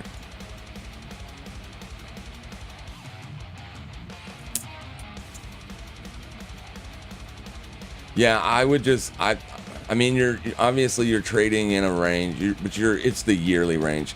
You're not confined to inside of April's range or June's range. You're trending on the month, right? The last 4 months you've been trending. So I'm not looking for a gigantic breakout to happen this month or next month, but you're inside July's candle. So what you would want to see is you would want to see Nike break out above July's high, and you would want to see upside continuation.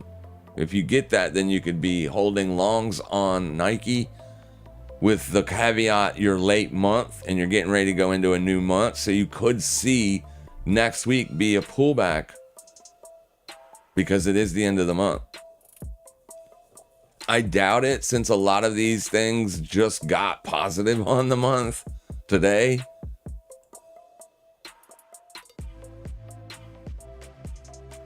Nike isn't one of them, I don't believe. Yeah, Nike isn't one of them. So Nike's been as long as you're above the yearly opening range, I like it higher. It is wedging up, but so my trades on Nike would be buy dips at 76 and target 79.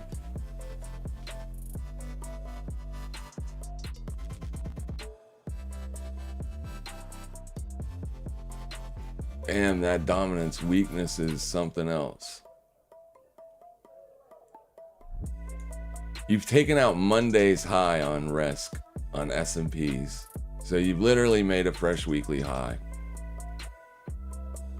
And the IWM trade, cooking with grease now. We are cooking with grease, baby. Yeah. Looking great. No reason to close this thing. None.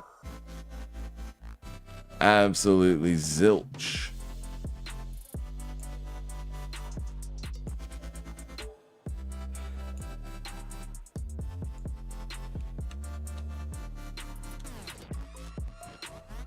Damn it. I was trying to reset my watch list and it didn't work.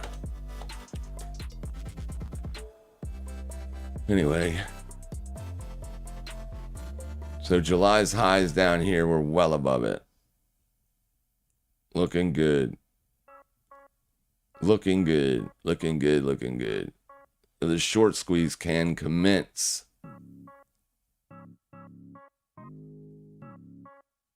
It can commence. More people were short the IWM than for a long time. This right here was a beautiful move lower. Brought in a lot more sellers. And now they're getting pinched. So I'm not going to close this anytime soon. Brand new short squeeze happening today. We could be at all-time highs in a couple weeks.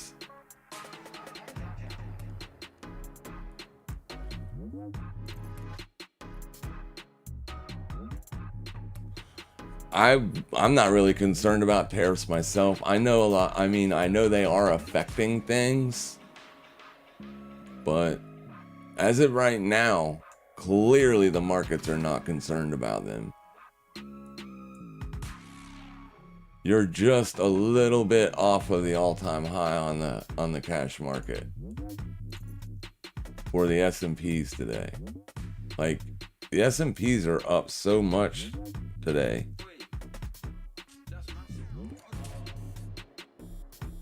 You're up 1.6%. You moved 102. You're up 102 points today on the S&P. The expected range for this week on the S&Ps was 90 points, I think. 90 points.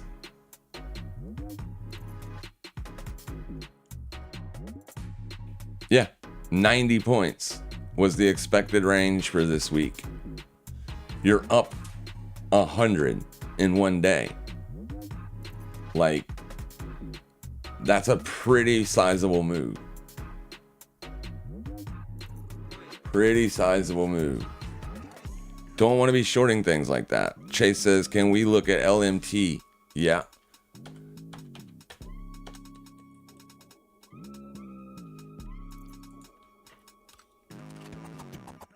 Not much data on this one. Let me just make sure that's not a stock. Oh, it is a stock. It's Lockheed Martin.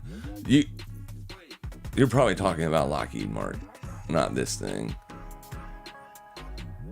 Okay, so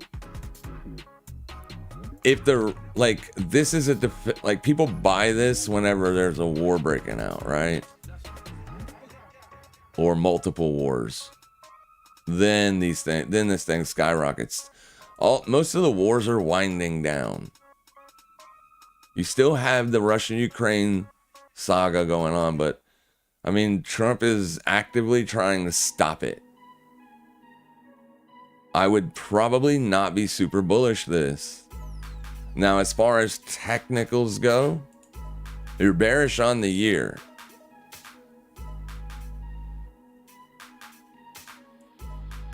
But you're trading inside July's range. So August is a pullback only. Well, here, we don't even need to do that. We'll just fib it, right? We'll fib it and we'll know what we need to know right here.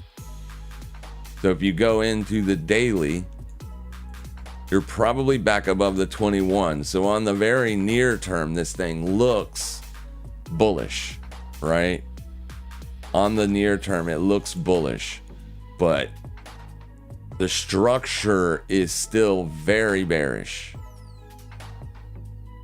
You have a large gap here that people are probably looking to fill.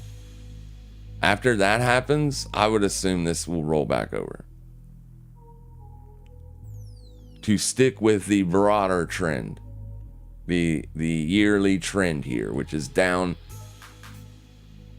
There's your 2025 open. That was your low of the year. You made a fresh yearly low right there. Did not make a fresh yearly high.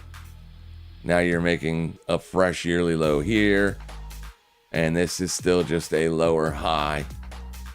So even though the risk markets are bullish today and having huge breakout day, this would be trading on the merits of all the wars around the world.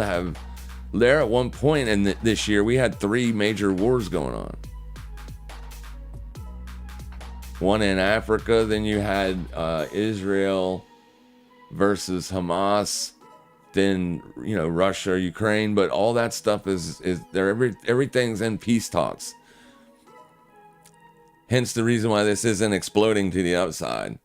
So just to keep with the trend, I like it lower, but I don't like a short here. I would rather short it up here, and only if resistance holds. If resistance holds at 460, I could look for a short. My downside target would probably not be very deep.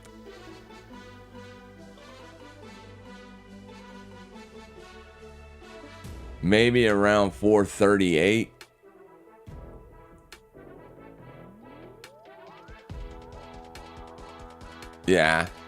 Yeah, I could short it from here looking for a pullback back to the 21 exponential. That's if it gets up there and if that acts as resistance. Because that's the last line in the sand for the sellers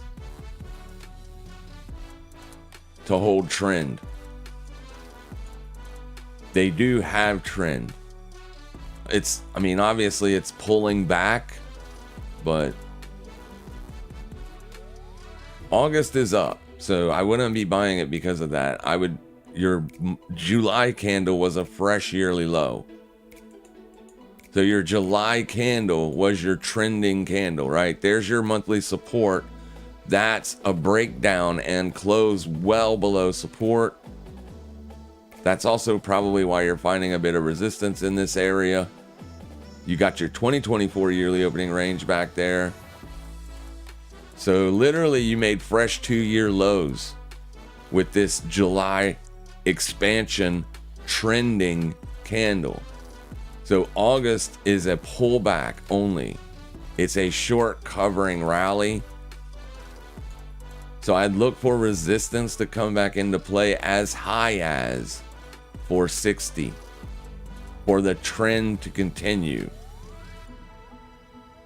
So like if it finds resistance here next month in September, you would be looking for an expansion lower.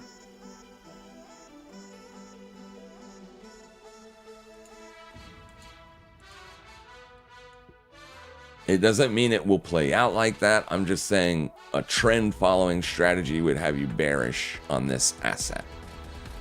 You have to release your playlists. I have to release it. Oh.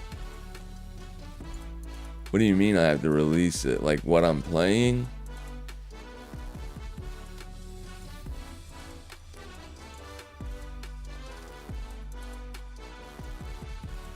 I don't know how to release it. I mean, here's a copy of the first few. Man Among Wolves would be the last one there. You could pause it and then write them down. And then here's the next group. I have a lot of them. I don't see where I can here, let me try something.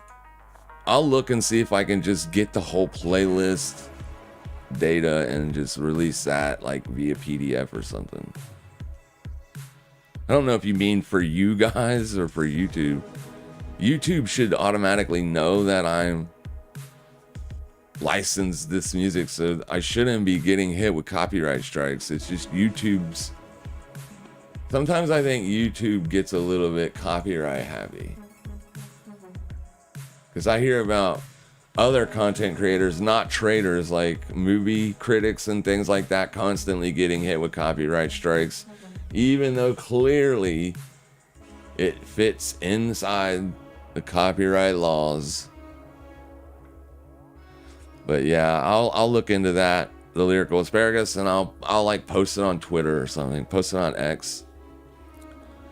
I know you focus on technicals, but what's your vibe for Bitcoin over the next year or so? The Fed now, I like it higher. I mean, I have an end of year target on Bitcoin at 140 to 180. So like if you look at Bitcoin as a trending asset, because it clearly is, no matter what people think about Bitcoin, like the macro fundamentals, no matter if you're a gold bug, no matter what, if you look at this chart on log, it is trending from the bottom left to the top right. So it is a uptrending asset. So I expect that to continue with, I think your 4-year cycle model is toast. That's just my opinion. I'm not trying to upset anybody. Like, if you still follow the 4-year market cycle and you want to be a seller this November and December, go ahead. That would be probably best. It would be the safe side, right? We know that the 4-year cycle model, the tops come in November and December. So technically the end of this year would be the cycle peak if the 4-year cycle model is still intact. Every November, December, like every time you have a halving, you get 1 year of bullishness, and then the very next year, the top is called in November or December. So this November or December would technically be the top for the 4-year cycle model. But because of all the ETFs, there are 10 of them? You have 5 products that are MicroStrategy products. So that's 15. And not to mention that, now all these Bitcoin treasury company plays that are out there, like, you have so many different on-ramps to participate in Bitcoin volatility now. Whereas before the halving, this last halving we just got, before that, there was only a few ways to trade Bitcoin, right? So now there's so many ways, I think, and especially now you have big funds like BlackRock and everybody else that has ETFs that are going to have to consistently buy whenever people buy Bitcoin. So if people continue to buy Bitcoin, I think the 4-year cycle model will get smashed. I don't think you're going to see big moves on Bitcoin anymore. Not like, 800% rallies and 90% declines. I think those days are gone. I think the market cap is getting large enough on Bitcoin now to where, any bear market can happen. You can see a 75 to 80% decline on Bitcoin, right? But the further it continues to go up, the better off you're going to be. Like, I think on the weekly chart, we just got the 200 weekly exponential above 50K. The simple, not the exponential, sorry. So the 200 week is above 50K. For the first time ever in history, the 200 week simple moving average for Bitcoin's spot price is above $50,000. So the next pullback you get on Bitcoin could be as low as like 41, 42K. And that would fit an opportunity to buy, because the 200 week has been a very good place to be a buyer in Bitcoin's entire history. So, price is consistently trending higher. I think, so like for Bitcoin to go up 100% this year, you would hit 180K. But if you cut that in half and be a lot more conservative and say that Bitcoin goes up 50% this year, then your price target for end of year would be 140. If Bitcoin goes up 50% this year and there's more rate cuts expected for next year, as long as we don't see any massive unemployment spike or any massive spike in inflation, as long as the macro stays good for the entire year of 2026, I could see another 25 to 50% return in 2026 as well. So long term, next year, Bitcoin could be much higher than it is now. So let's be conservative and say Bitcoin only goes up 25% this year. Well, that's here, right? That's the year open. Right there. So 25% up on the year. We're there already almost. So more than likely you're going, maybe we'll see 50%. Oh, 50% puts you at 140. So next year you can see another 25 to 50% return on that. Depending on where the open of the year is, of course. But let's say the open of the year for 2026 happens at 140. Well, then just go to 140 and project a 25 to 50% return. 180 up to 214. Like, yeah, it's possible. 100%. That's being conservative. That's being very conservative. Because if you look at Bitcoin's seasonals, going all the way back to 2020 minus 2022, because that was a bear market year, you were down negative 65%. Look at 2021 was a 57% return. 2024, 111% return. 2023, 154% return. 2020 was a 300% return. The 2026 could easily do between 25 and 50%. So an estimated seasonality target for Bitcoin end of year 2026, as long as inflation and unemployment stays at the levels it's at now, you could easily see a $215,000 Bitcoin next year. That's not using technicals. That's just simply looking at past market performance, seasonals, that kind of thing. Now, obviously, someone brought up tariffs earlier in the chat. That is going to have some sort of negative implication potentially for Bitcoin. So we have to allow that to play into the market. And that's why you still see Bitcoin like failing to break out, right? Because of the tariff uncertainty. If you get tariffs completely off the table and inflation continues to head lower and unemployment stays under, like, say 4.6, 4.8%, then the markets can continue to go up.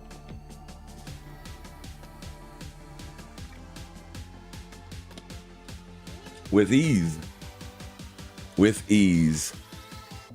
As it's uncertainty, it's going to be your big fundamental macro drivers that will affect price. So with that being said, what is one potential bearish aspect going into 2026? Can you think of any? I'm not talking about tariffs or inflation or anything like that. Just a derivative from price would be the USD/JPY. Okay?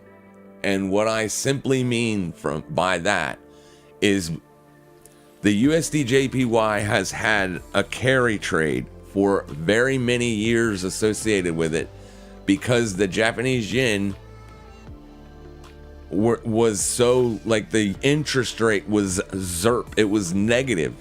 It was like -1. And when we had to hike interest rates to catch inflation, that caused a massive discrepancy between the interest rates.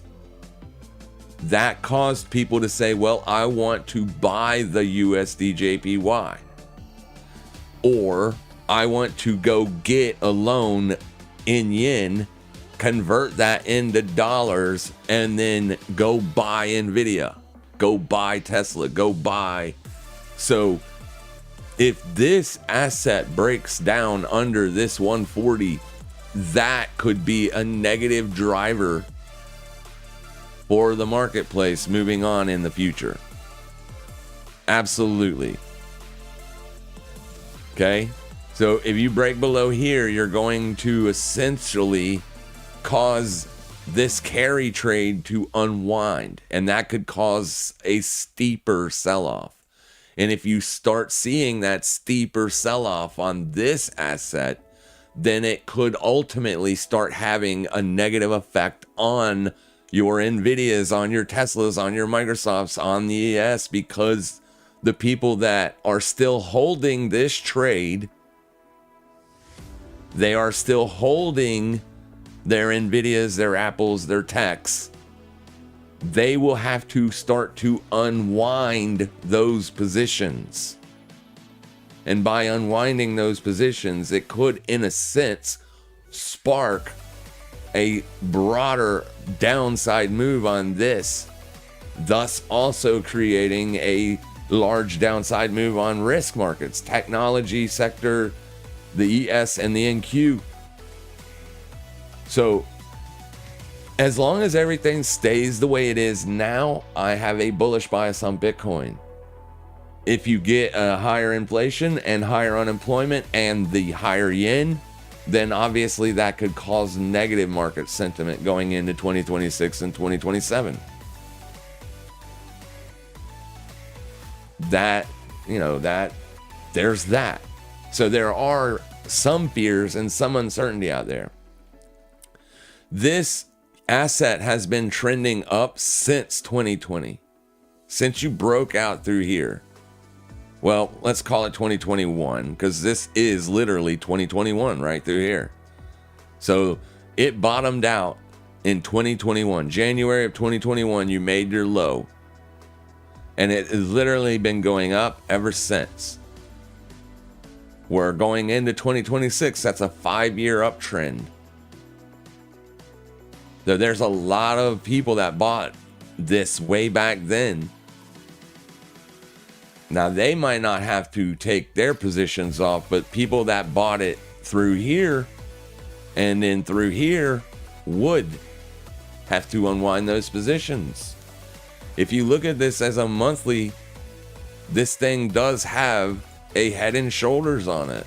I mean, there's your head, there's your shoulder. Left shoulder, head, right shoulder. This is a topping formation. Your neckline would be what? Around 140. So this is why I tell my community to stay focused on this asset. If it breaks under the 140 mark, it could see a much bigger move to the downside. But as of right now, it still looks okay, even technically. So we started the year bearish. It is a bearish trend. You're in a 5-month range. The range is April. We broke out of that range in July, though. So for now, you're checking the July midpoint on the USDJPY. So as long as you're above the 786 retracement, which you're far above that. It's all the way down here. So as long as you stay above this right here, then this still looks okay. It still looks like the July breakout is holding. But if this thing breaks down under that, then you're threatening July's lows. If you take out July's lows, then you have a bearish engulfing monthly candle on an asset that started the year out as a downtrend. This is a bear flag formation. You had 1, 2, 3, 4 months of continuation trend, of downside trend. Then you went into a 5-month period of distribution. So it's vital that it stays above that 786, because if it breaks down, people are going to be looking for something like this.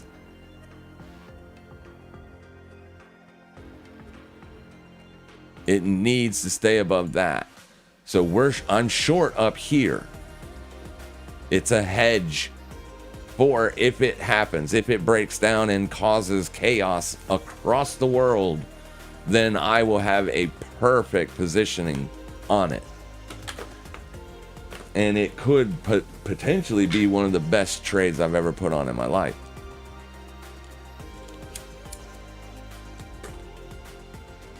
But the trend for the USD JPY on the year is down. Objectively speaking, the only thing that USD JPY bulls can say is this is all a buying opportunity. The 618 will be a buying opportunity, and the 786 will be a buying opportunity for the month of August, because they will be looking for the month of September to open up at or around one of these levels and expand. So if you get this in the month of September or even October, then I would expect the risk markets to stay going up. I would expect them to have upside continuation for the rest of the year and going into next year, because everything looks okay. It isn't until you start really hurting this thing that's going to cause a broader market implication. So be careful. Keep this on watch.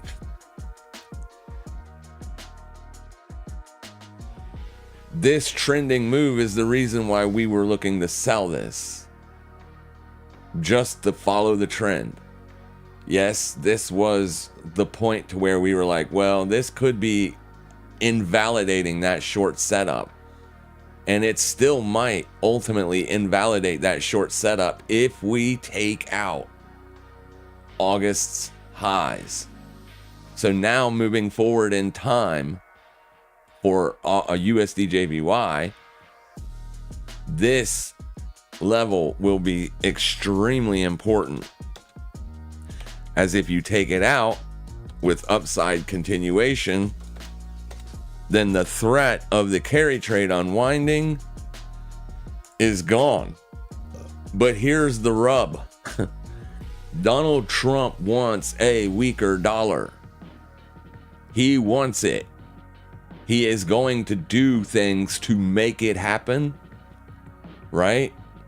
That's why we positioned short up here, because we know that Donald Trump wants a weaker dollar. We know he wants the Fed to cut interest rates. He wants the dollar to be weak.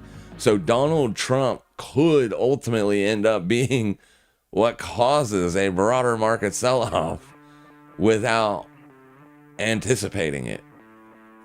Without even anticipating it. I mean, I'm sure that Donald Trump has a lot smarter people working for him than I am, clearly.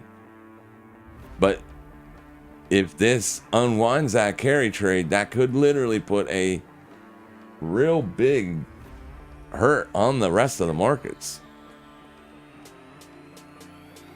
And if it gets crazy to the downside, it will definitely hurt the markets, because you will see that happening. You will see it transpiring in real time. You will literally see the markets getting killed, and nobody will know why. And then they'll look at this thing and it'll be trending back to the downside, and then they'll be like, oh, well, let's go look at the yen. And then the yen will be spiking, and they'll be like, oh, that's why.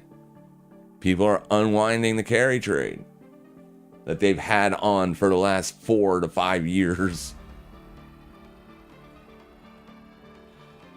I'm assuming a lot of those people have already taken profits. Nvidia and all them things have gone up so much in the same amount of time. You know what I'm saying? Like, I'm not trying to make anybody be fearful or anything, because clearly, like, go back to Jan 2021, right through here. So that's that uptrend on USDJPY. Right through there. It's the same time, almost the same look, right? With a couple different wiggles, but you get the gist of it. So hopefully these people are taking profits and already have been taking profits, and it doesn't cause a significant unwind or a liquidation event. As long as that doesn't happen, then the USD can go down. It's the unwinding of that trade and an aggressive, do greedy things, right? So more than likely they haven't cut those positions yet.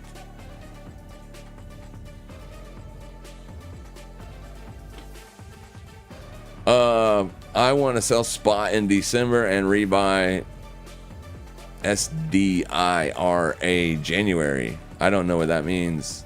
Inside SDIRA. Oh, inside the IRA. Gotcha. That could be a good trade.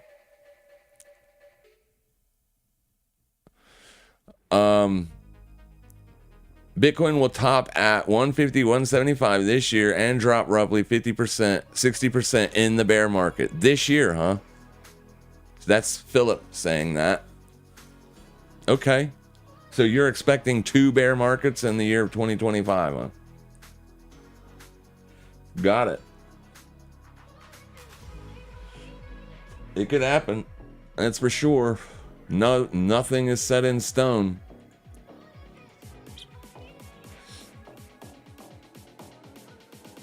Well, I'll take profits then, because I definitely want to be in the bear market. I want to be positioned for that. So I'm so glad that's going to happen. It might happen. It could. That's for sure. The lyrical asparagus. I think cycle is almost over. Next year is going to be brutal. I have a cycle model chart somewhere. Unless I've deleted it. I probably deleted it. Let's see. I've had it forever and ever and ever. It's probably gone.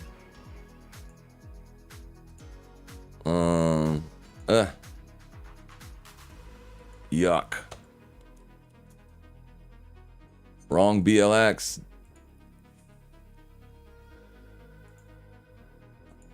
Okay, so let's first off change this beast back, or at least fix that white, blazing white. Okay, so there's your cycle model charts, what everybody looks at, right? So every year, 4 years, the same thing happens consistently, never stops. So it's not going to change this year is what you're saying. And you might be right. So if you just pull this little green bar up,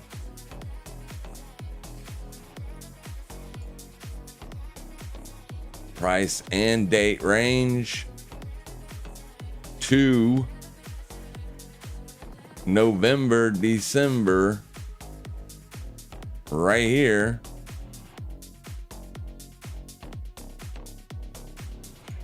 That would be your green, right? 689%, 115%. This proves diminishing returns. 18 bars, 17 bars, 12 bars, and there wasn't really a cycle before that. So boom, boom, boom. So 19 bars. It's right in line with the 4-year cycle model. That's why I said just sell it in November or December, if that's what you expect. This November and December would be in line with the cycle model theory, the 4-year cycle model. But here's the thing, like, it worked last time too. Right? Everybody thought this was the cycle peak except us. We sold in November. But there was also a macro fundamental backdrop. The Fed was going to start hiking interest rates. That's the real reason why Bitcoin sold off, not because of it was November in the 4-year cycle model. It sold off because the Fed had to hike interest rates. It sparked the bear market. So what do you possibly think could happen this year to spark a new bear market in November? It won't be Fed cutting or hiking interest rates this time.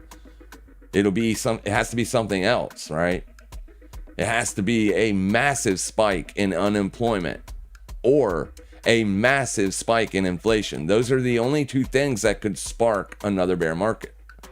And you could say it's because of tariffs. Maybe it's because of tariffs we get that massive spike in inflation, and thus creates a massive spike in unemployment. Okay, well then, if that happens, I would be right there with you.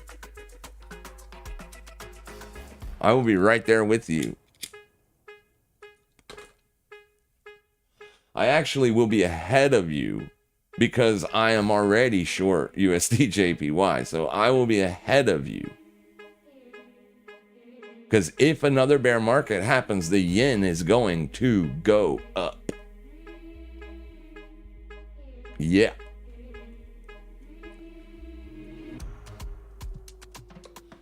So we'll be ready for it. But yeah, November, December is where you would be expecting the 4-year cycle to top out. But you're going to need a macro driver. It's not going to happen just because it's the 4-year cycle model. There's going to need to be a macro driver. Otherwise, you guys are going to be trying to play it slick and get short Bitcoin, expecting the 4-year cycle model to play out and not have a macro driver behind it and continue to eat stops for the entire month, wondering what is going on. I don't want that to happen to you. So please, if you are going to trade the 4-year market cycle this year, at the end of the year, please make sure there's a macro fundamental driver that is driving price lower and not just the 4-year cycle model. Just subscribe to this channel and I will tell you, if I get bearish in November or December on Bitcoin, then you should probably too, because I did get bearish the last time we had a bear market. Not this time. This time I didn't expect, this year, I didn't expect a bear market. So that one caught me off guard. But this one didn't. We caught the top and we also sold this little baby right there. So we caught all that and then we caught all this. This was my downside target. So I was out right here. I did not expect that to happen. But I did catch this and I did catch this. So I'll be right there with you looking for the top if there is a macro driver in this year. Right now, I have a bullish bias. No bearish bias.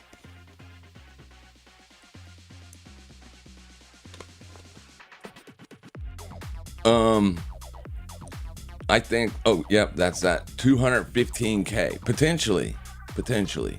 End of year 2026, yeah, probably. As long as we don't see a massive spike. Those unemployment numbers and inflation numbers will be important because tariffs just really started to come into effect. Someone had to pay like $400 extra for a digital camera they bought in Japan because of the tariffs. So stuff like that is going to start pissing people off, and it could literally cause inflation to go up.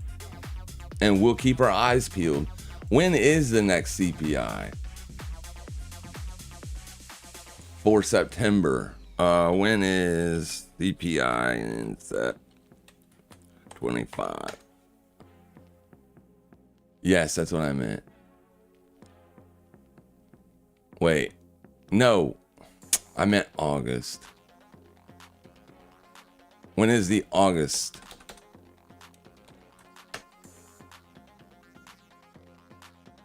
September 11.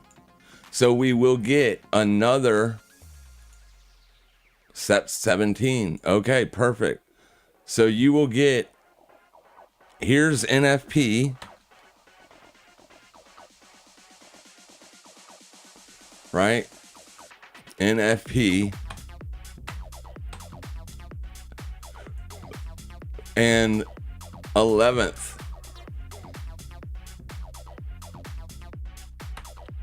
There is CPI. So you're going to get a new NFP and a new CPI print before you get the FOMC next month. So these two meetings will be very important for this, potentially. So where is price going to be through that time? That's all we have to figure out. All right, so everything is pretty much still going up. You do have a new fresh 4-hour high on XMR. I don't think XMR is going to roll over with everything being as bullish as it is. But if you are still trying to catch the short, right here is where you should be looking to put that short on. You just closed a 4-hour candle up there. So be very careful looking for the short there. All right, we are long Ethereum. Or I am long Ethereum right there at the lows. And I see no reason with this 4-hour closure to close this position that is currently up $600. We already booked $117 profit on the trade. So I'm clearly going to take this and cut it in half again and look to re-add on a wick down into here potentially. Maybe later on the day, if this 4-hour candle struggles a little bit and it gives me a dip, I might try to add to the position, but it won't be a big add. I'm only going to look to add to maybe bring my cost basis up about halfway to wherever that low is. So that way we end the week up well over $1,000. We're doing good. Week in, week out, crushing the crypto markets. But yeah, just be careful if you're still looking for that XMR short, as it's not looking great. Not looking great at all. I mean, that's the 50 exponential moving average. So the fact that you're back above that on a 4-hour closing basis means people might try to buy a pullback into that. So the sell side, you might be able to scalp it down to here, but make sure you're taking profits on your moves lower. So if you are scalping, if you are looking for the short, please take profits as price moves into your direction, as that's the way to make money. You got to actually pay yourself when you take the risk. And then if it does ultimately break down and give you downside continuation, you will be positioned nicely to capitalize on any longer term downside continuation that you may get from that point. As it is impossible to predict what price will do, nobody alive can do it. I know a lot of people act like they can. A lot of people say they know what price will do, but they don't. They're lying to themselves. That's all they are doing. So pay yourself. That's how you make money. You gotta take the money when you make it. You're testing the weekly open right now on XMR. So it's a higher time frame level. It's also a daily supply candle Now, this daily supply candle has been tested not once, but 2 times and now 3 times. But yeah, I mean, I like the area to look for that risk, right? It's just what kind of a reaction do we get here? That's going to be the thing moving forward on for the rest of the day, really. So just be careful, play it safe, make sure you're not risking a lot of money when you do throw the short on. So that way, if price gets above the level, you can exit with a small loss and then wait to see if it gets that bearish reaction later on in the day. It's going to be the same level to watch pretty much. The next level to liquidate on this will be way up here. So the way that I would look at it going forward for the rest of the day is if you're above this, there's a chance you're coming here. So there's no point in setting in the loss, waiting for that to happen. Does that make sense? So just take your small loss and be a little bit more patient. Maybe if you can line up a short up there at an oversold or overbought signal, maybe then. But I don't expect any of these things to roll over. They are all massively bullish. Remember, look at the watch list and let it guide your positioning. We had a short bias yesterday and we got paid. Our short bias was because everything was red. Everything is up. Bitcoin's up 4%, 10 on ETH. Book of Meme almost up 7%, 6% here, Pepe, 10% Farcoin, 9% high. Like, you get the picture. Everything is up big except XMR. It's up 2%, but it's still up. So be careful looking for shorts today. And with that, I'm going to leave you. You guys have a fantastic rest of your weekend. And make sure you all trade safe, trade smart, and as always, happy trading, everybody.